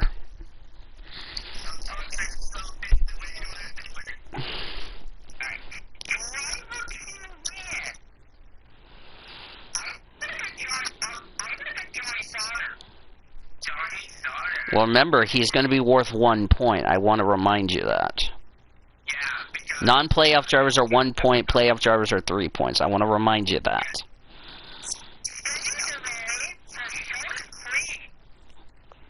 Ooh. Dark Horse.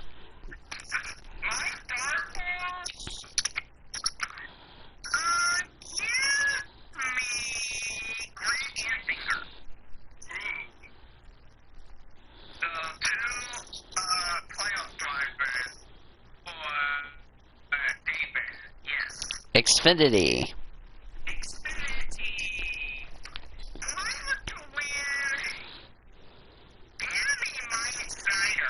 Oh.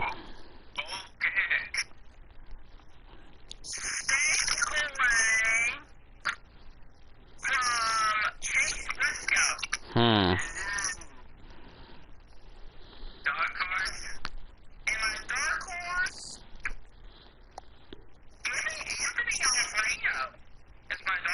He's racing this week, is he?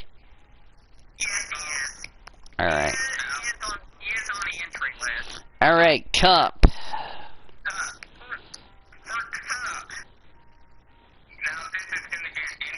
Yes, this is the one that Cody Smart and I were discussing about this last week.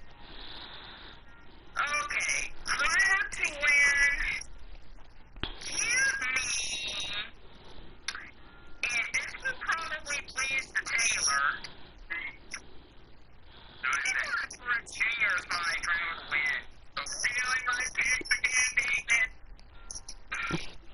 Even though we haven't gotten to your picks yet.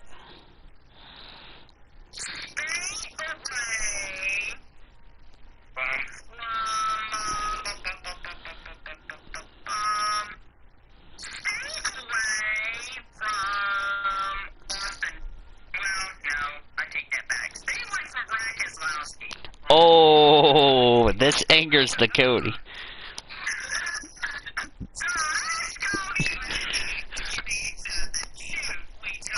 You just said it, Ben David. Who's your dark horse?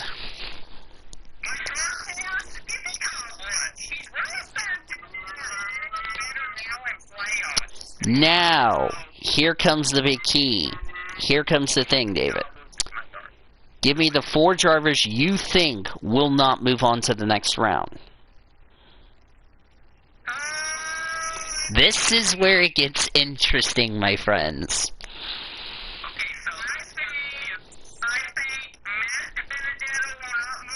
Alright, let me... That's the first one he thinks.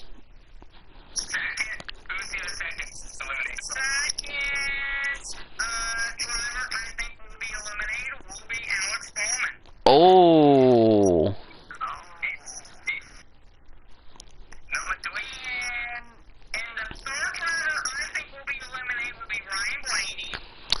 Well, we knew that was going to be obvious unless he wins, but we're going to a track that Blaney has not done well at, so.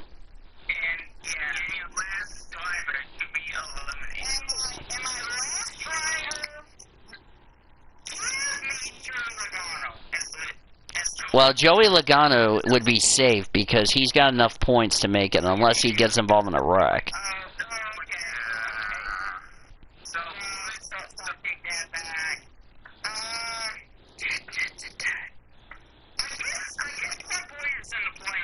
Yeah.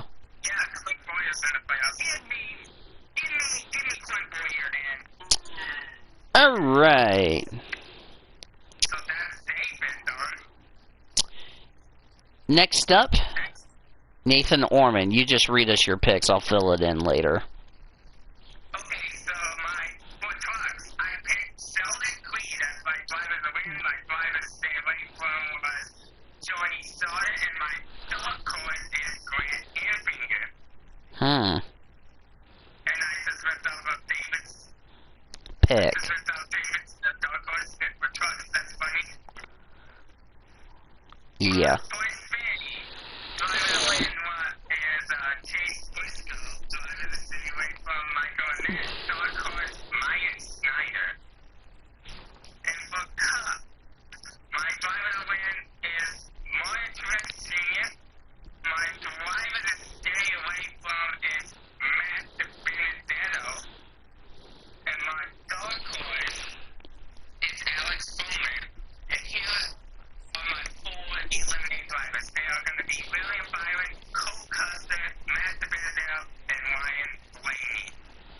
Alright.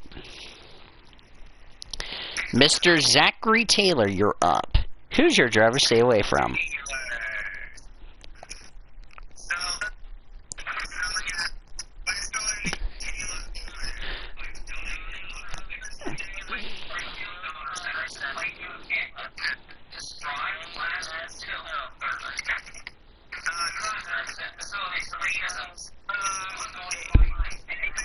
Somebody's echoing.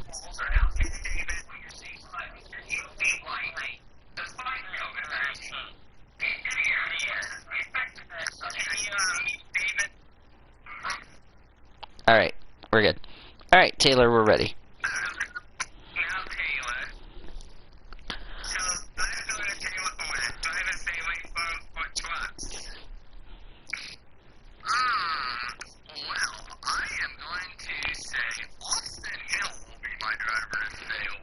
Okay, we're safe. At least you didn't steal anybody's picks. Good for you.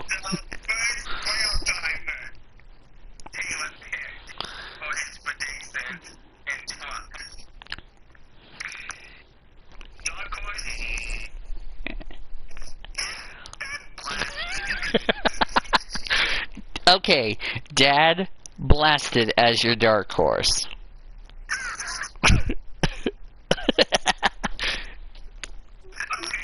I had to do that, Taylor. I'm sorry. So what's your actual dark horse, Taylor? I smacked you for that. But we'll settle that after the show.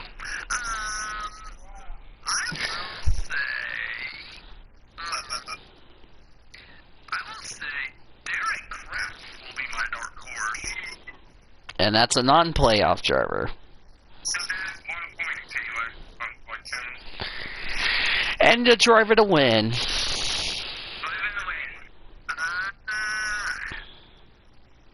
Okay. So for my driver to win for the truck race, I think I'm going to take a risk and say Tyler Ingram. That's his playoff driver. Yep. So that's for Taylor. You look at 3, 6, 7 points for trucks. For Infinity. Who's to stay away from, Taylor? Alrighty. Well, I think I shall say,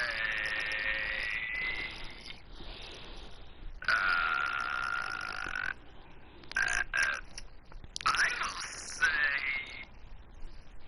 Harrison McGurk will be my driver to stay away from. Oh, Dark horse. that's a good choice, Taylor. I have to give you credit for that. Yeah. I agree. My dark horse. I think I shall say Brandon Jones.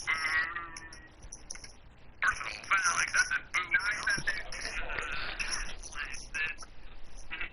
So Brandon Jones, the luckiest driver in Xfinity. And your driver to win, Taylor? Okay. So, given what just happened on the last short track, I'm going to have to say Justin Allgaier is my driver. Oh.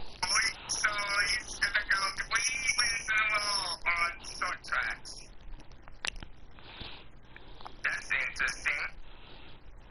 And now, this is gonna be an interesting.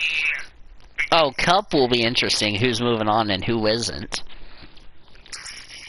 Driver stay away from. Okay. I'm going to say J.J. Haley. Just kidding. I was just kidding. Darn. But if you get down, that'll be too easy. Alright, what about the check for Okay, seriously, what's his driver stay away from?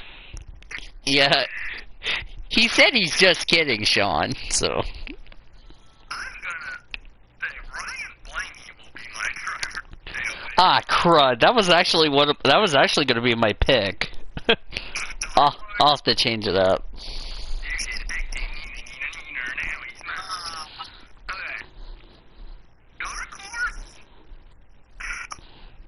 Listen, I'm probably about to shock you with what I'm about to say.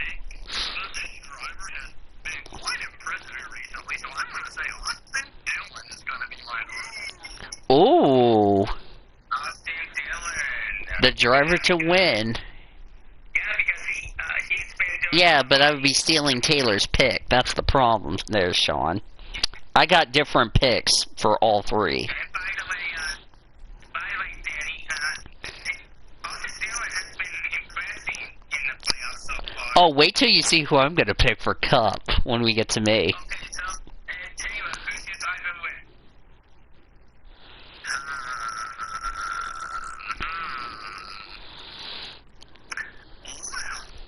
Okay.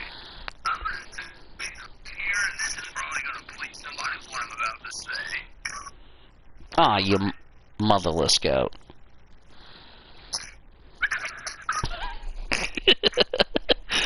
I was trying to get to who I think is going to be eliminated. I'm trying to get that. Okay, so Taylor, driver win. Alright, I'm about to please somebody with what I'm about to say. I am going to say that number 2 car of that brand and performance that he's And Cody's like, "Thank you, Taylor." Now, Taylor, who do you pick to not advance to the round of 12? Who's your 4 drivers to get eliminated?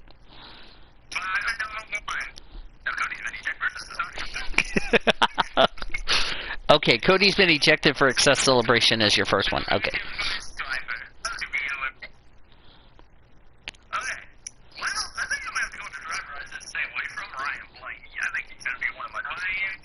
Well, we knew. Well, that's a guarantee.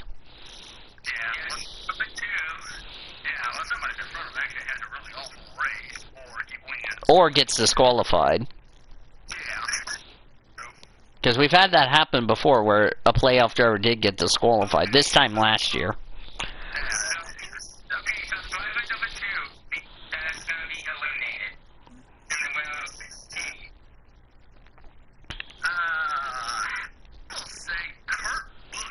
Whoa!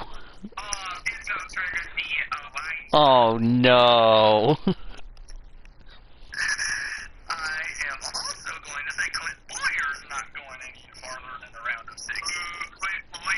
Wait, wait. Did you just say round of 6? Don't you mean the round of 12, you derp? Well, technically Discord cut out, so anyway.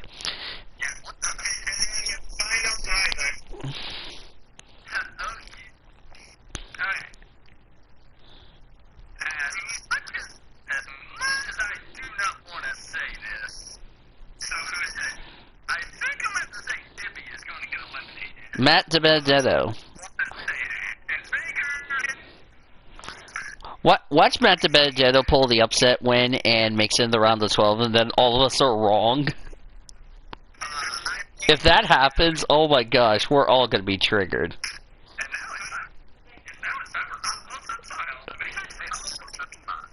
Yep, Cody's next, and then it's me.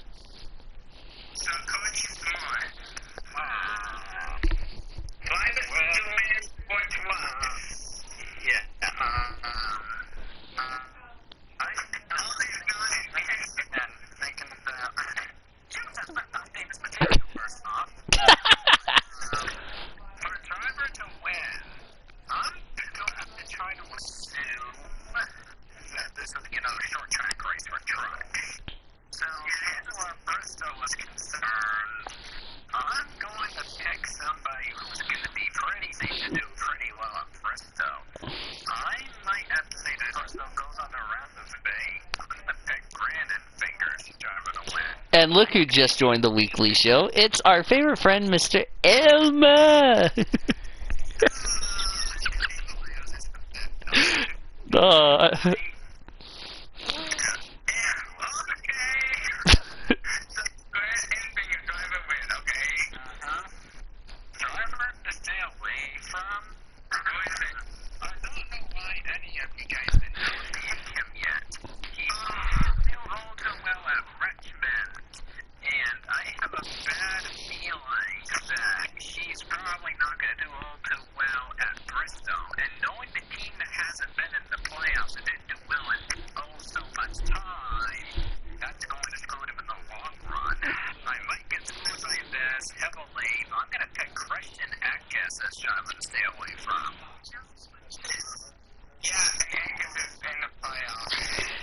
I was actually thinking about picking him, but since you did, I already have somebody I'm gonna pick.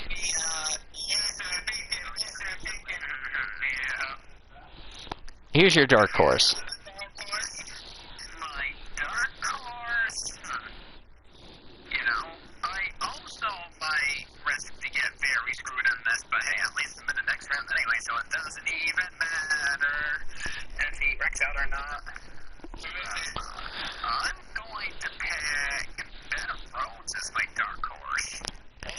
Nobody picked him. Wow. Shocker.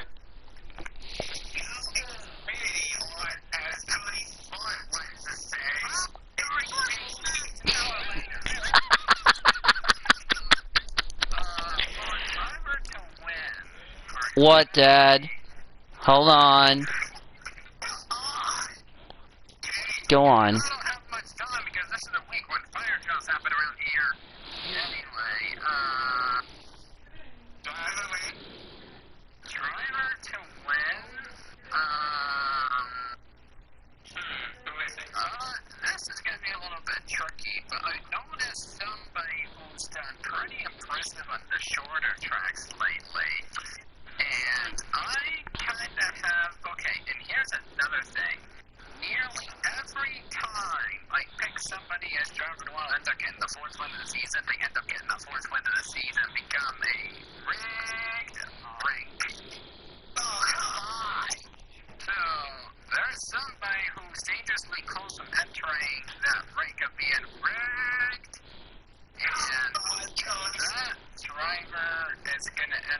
be a Justin Allgaier as my driver to win. And you thought about I'm gonna go smack you for that, by the way. Driver, stay away from him. Whoa, hello, Charlie. Let's come out of there and spook me. Oh, Charlie. Okay. Driver, stay away from him. Stay away from.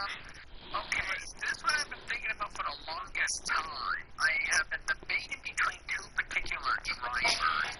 Between somebody who has shockingly done very good for the past month. That maybe 1 month ago today would have said that driver was too easy. And here's a backstory about him. Hillman actually picked him as driver to stay away from that over, and he got penalized for it. Because he never changed it, so his picks never counted, which disqualified him from the playoffs. Here's the thing. He has been doing very good lately, other than the Rex. Other than the Rex, he has been doing very good. And he has had some underdog finishes. So, I don't know if Warmy's going to get triggered by this or not, but he's one of my two options. But even though I got another option up in here, I was going to think about picking Tommy Joe Martins, but I don't know if that would still count as too easy or around the 50-50 range. See, Tommy Joe Martins. Because here's... Yeah, check that, because I mean, in his runs before he gets wrecked, he has been getting plenty of top 10 and top 15 runs lately. He's kind of like a 50-50. Yeah, that's what I'm thinking. 50. And his last finish was 26.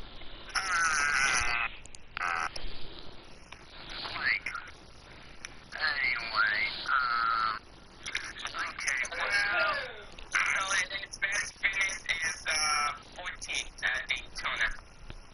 Oh, and his lowest finish is 32nd, so 35th at Indy. Gee, okay, well, I'll probably change it to Maya Snyder then. Let's see, how many times he finished, okay, his best finish 13th and 30 run finish. I think he has better, has more races that he has good results than, ranking. Yeah, I just feel like Tommy Joe Martin's good luck might come to an end this week, which is why I thought about picking him as driver to stay away from. Plus, basically, my last chance of the year to pick him that anyway, so might as well while you have the chance. Which you're wondering what? So, are we gonna allow Cody to pick Tommy Joe Martins, or are we gonna say Maya Snyder? I wrote my... I'm gonna give him Maya Snyder. Because, I mean, I almost What? I'll be back. God damn it.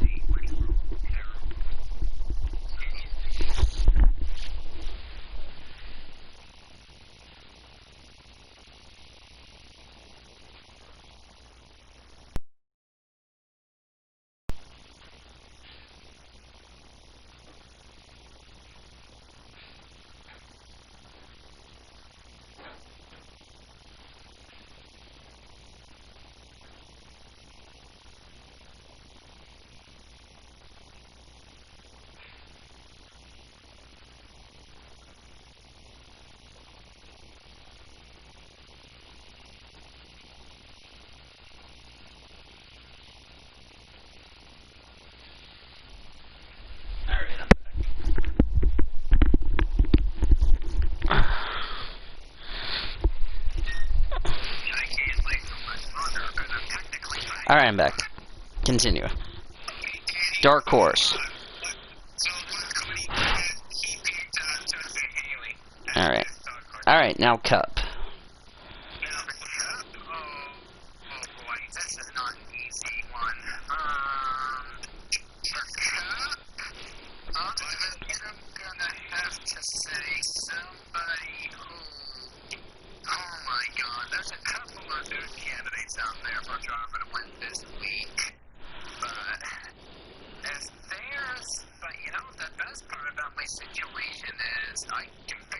I want to get away with it because I'm already on the round of 8. So let's play a little game of dice. I'm gonna go trust the driver who has done very impressive at Bristol lately and won one of the most recent races at Bristol. So Army will get ejected after I say this, but I'm gonna pick Chase Elliott as my driver to win.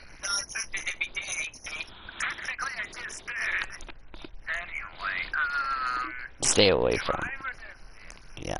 my driver to stay away from. This one has been a bit of a debate because I kind of want to take the whole short track assumption and pick one of those that didn't do well last week. But at the same time, there has been the tendency of a particular driver who has wrecked or has had issues at a whole bunch of night races lately. And his success in the night races compared to the day races is completely different. What, dear? Give me a sec.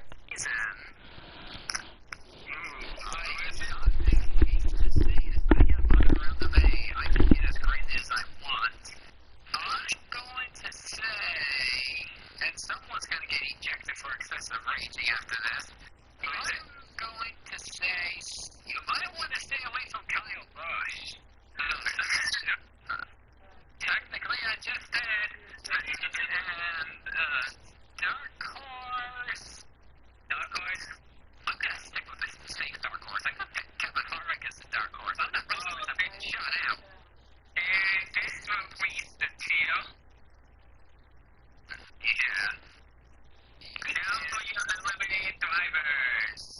Okay, the first two are pretty obvious. Ryan Blaney, driver number 1. Driver number 2, Matt DiBenedetto. Ryan Blaney and Matt DiBenedetto. Yeah. Okay, number 3. Number 3, I'm going to pick somebody who's rather inexperienced. Because in the round of 16, you might want to have experience before going on to any further round of the playoffs. And because of that, I'm going to pick Cole Custer to be eliminated. Oh, I knew you were going to do that, Cole Custer, because he's a rookie. But, you know, yeah. And then you last eliminated driver. Eliminated driver. Oh, this is going to be a toughie. It's going to be toughie. Well, remember when I said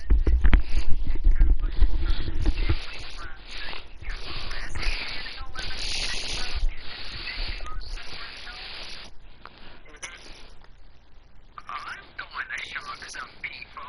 I'm thinking that my prediction that I had initially will come true and Kyle Busch will not advance to around the 12. Okay, what I miss? I know I missed stay away from Dark Horse because I had to leave for a sec.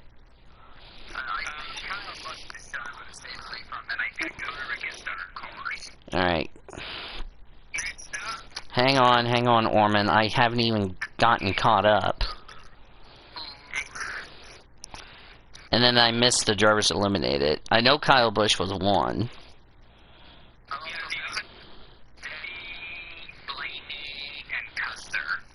Ryan Blaney. Do what, dear? Yeah, give me a second. Ryan Blaney, who else? Okay, and the last one? Alright. Before I get to my picks, I will be back in a second. I will go quickly.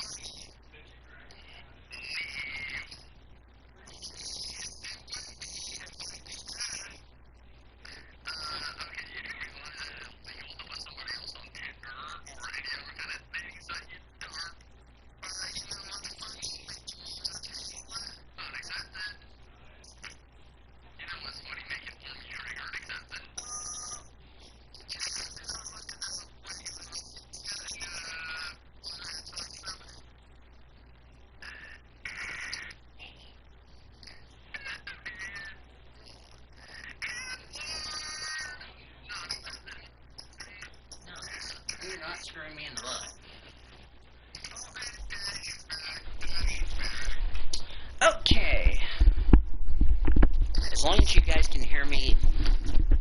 What, Orman?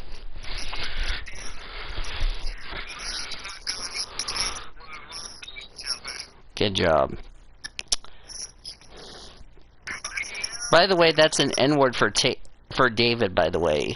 Not except if you didn't. Oh, Subscion had to go. Okay. We thank Subscion for joining us on the show. Anyway, my picks. Okay. What? Yeah. Even though I don't need to be asked 1,000 times how to do my predictions. But anyway. So,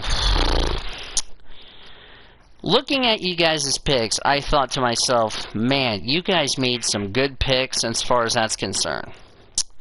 But you left one driver that I think should be a candidate for driver to win. You left this one driver because you never even gave him a chance. And guess what? It's now my turn to give him a chance. I'm going to say Brett Moffitt as the driver to win for the truck race.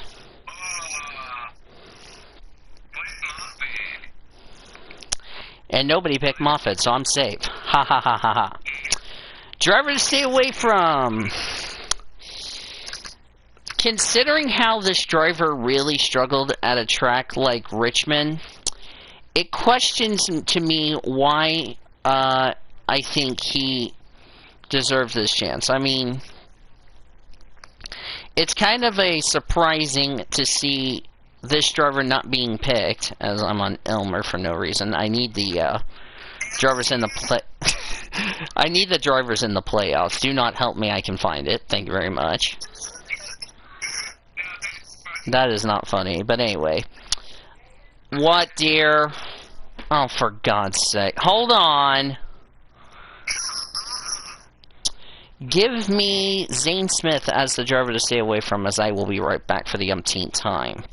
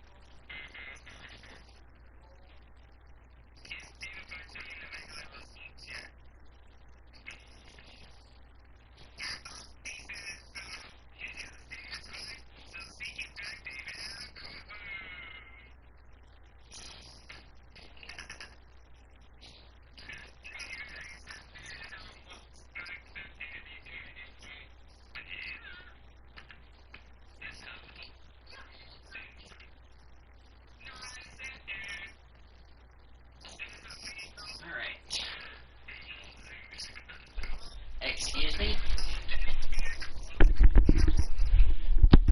God damn, I can't even go through freaking predictions without interruptions. Yes, the stream's still going on.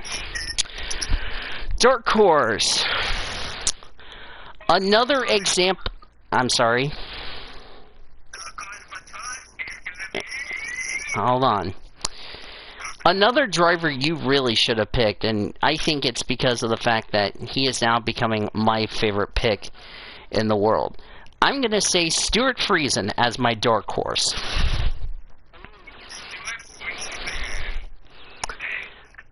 To Xfinity. Oh my word, Taylor. That is like the creepiest way to say Xfinity.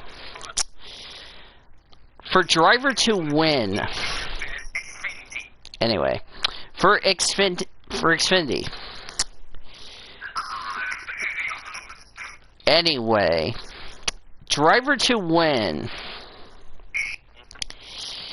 Oh dear Lord, this is like one of those picks that wants me to cringe.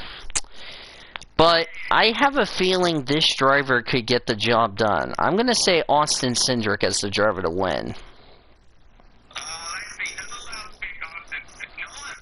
Ha ha ha ha ha. That's why I said I'm going with different picks.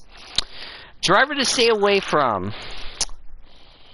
Guess what? I don't think you guys took this pick, but now he's about to become my pick. I'm going to say Ross Chastain as the driver to stay away from. Nobody.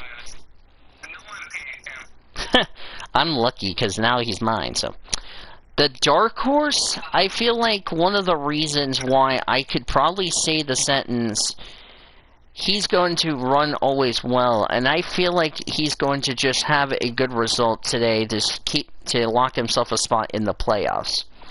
I'm going to say Brandon Brown is my dark horse. Yeah, because I get lucky. Ha ha ha ha ha.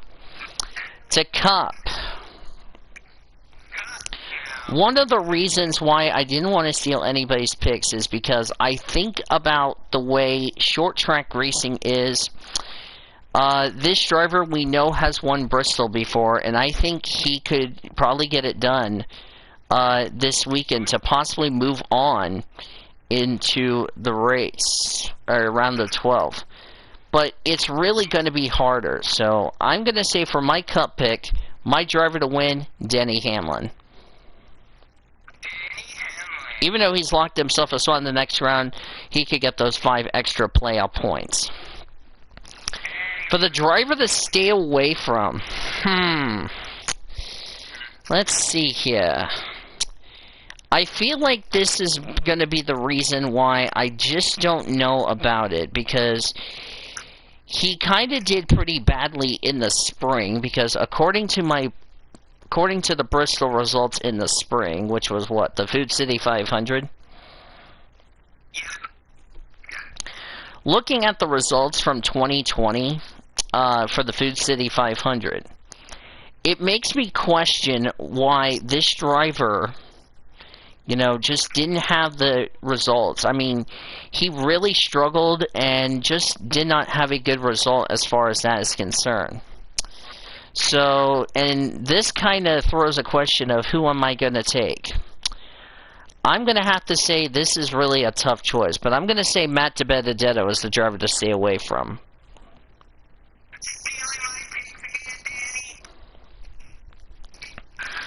And my dark horse, it's really tough because, Bristol is one of those unknown tracks as far as that is concerned, but knowing that this driver, needs to get himself onto the right track, I'm going to say Kurt Busch as the dark horse. Now to my 4 drivers that will not move on to the next round. You already know one of them is Ryan Blaney.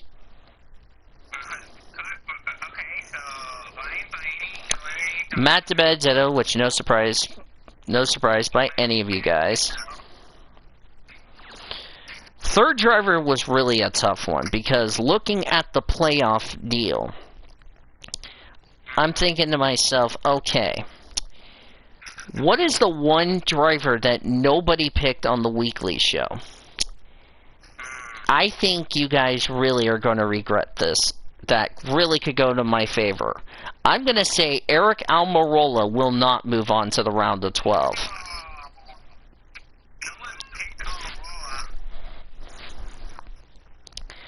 And my 4th and final driver that will sadly not move on to the round of 12. I'm going to say this one was a tough one because I really don't know how this could affect the standings. But I'm going to say this is going to be really the toughest choice I have to make. I'm going to say Clint Bowyer will be the 4th and final driver to get eliminated.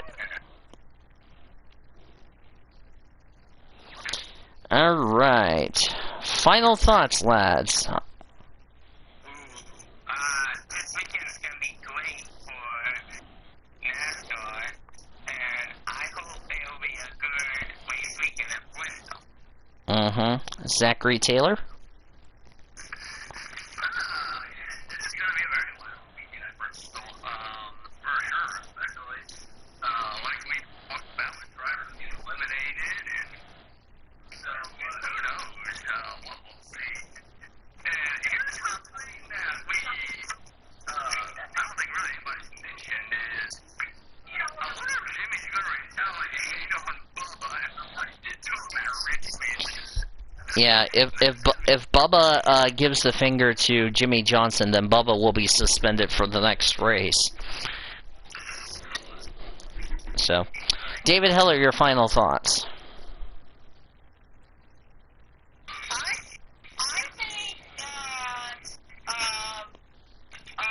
I think it's going to be very interesting this weekend. Like I said earlier, it's Bristol, baby. Yep. We're entering on a very long track, and it's going to be interesting. Yeah. Before we get to our final stats, real quickly, Ricky Stenhouse Jr. is going to have the pancake car at Talladega, the Hungry Jack scheme. So, yeah, that's going to be a lot of fun. Okay, that is accepted as long as you didn't roast me. But anyway, so yeah. Let's take a look at this week's upcoming events brought to you by Red Carpet Charter, the official charter company of the PCSRA. The PCSRA softball team are back on the field tonight when they take on the Arizona State Sun Devils. That's an 8:40 first pitch on our sister station, which is News Radio 1000 KTOK. Not sure who will be starting for both teams. It'll be a fun game tonight. Our live coverage begins at 8:25 with Dolphins on deck. That's a look at this week's upcoming events. As far as looking at this week's upcoming PCSRA weekly show events, next week we're going to be back for the weekly show, but a date and a time has not been determined on that. We'll keep you up to date on what's going on with my job situation and all that. So that's a look at this week's upcoming PCSRA weekly show events brought to you by Red Carpet Charter, the official charter company of the PCSRA. Alright, that is it, guys. I will see you later on if we do start another call. And that should be fun, as I just got a prediction. Anyway, as that's Warmy taking care of that stuff, so anyway. The Oklahoma Highway Safety Office is a proud partner of the PCSRA Weekly Show, and we remind all of our friends that together we can end DUI.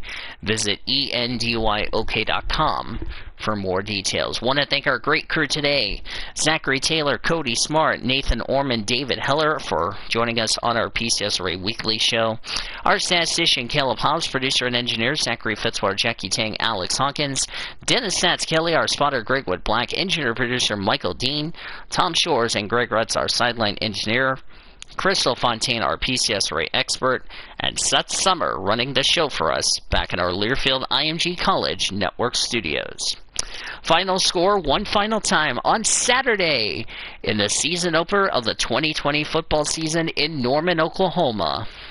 It was my OU Sooners 48 and Greg Rutz in Missouri State nothing.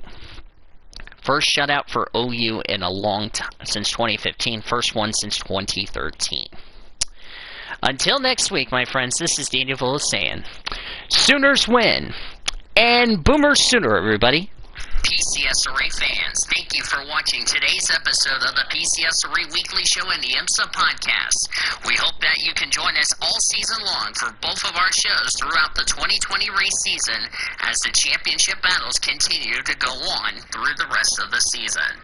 Today's broadcast has been brought to you by Budweiser, Love's Travel Stops, iHeartMedia, The Oklahoman, Newcastle Casino, Devon Energy, Sonic Drive-Ins, Rudy's Country Store and Barbecue, Harkins Theaters, Chevrolet, and by the Oklahoma Highway Safety Office, where we encourage all of our fans that together we can end DUI.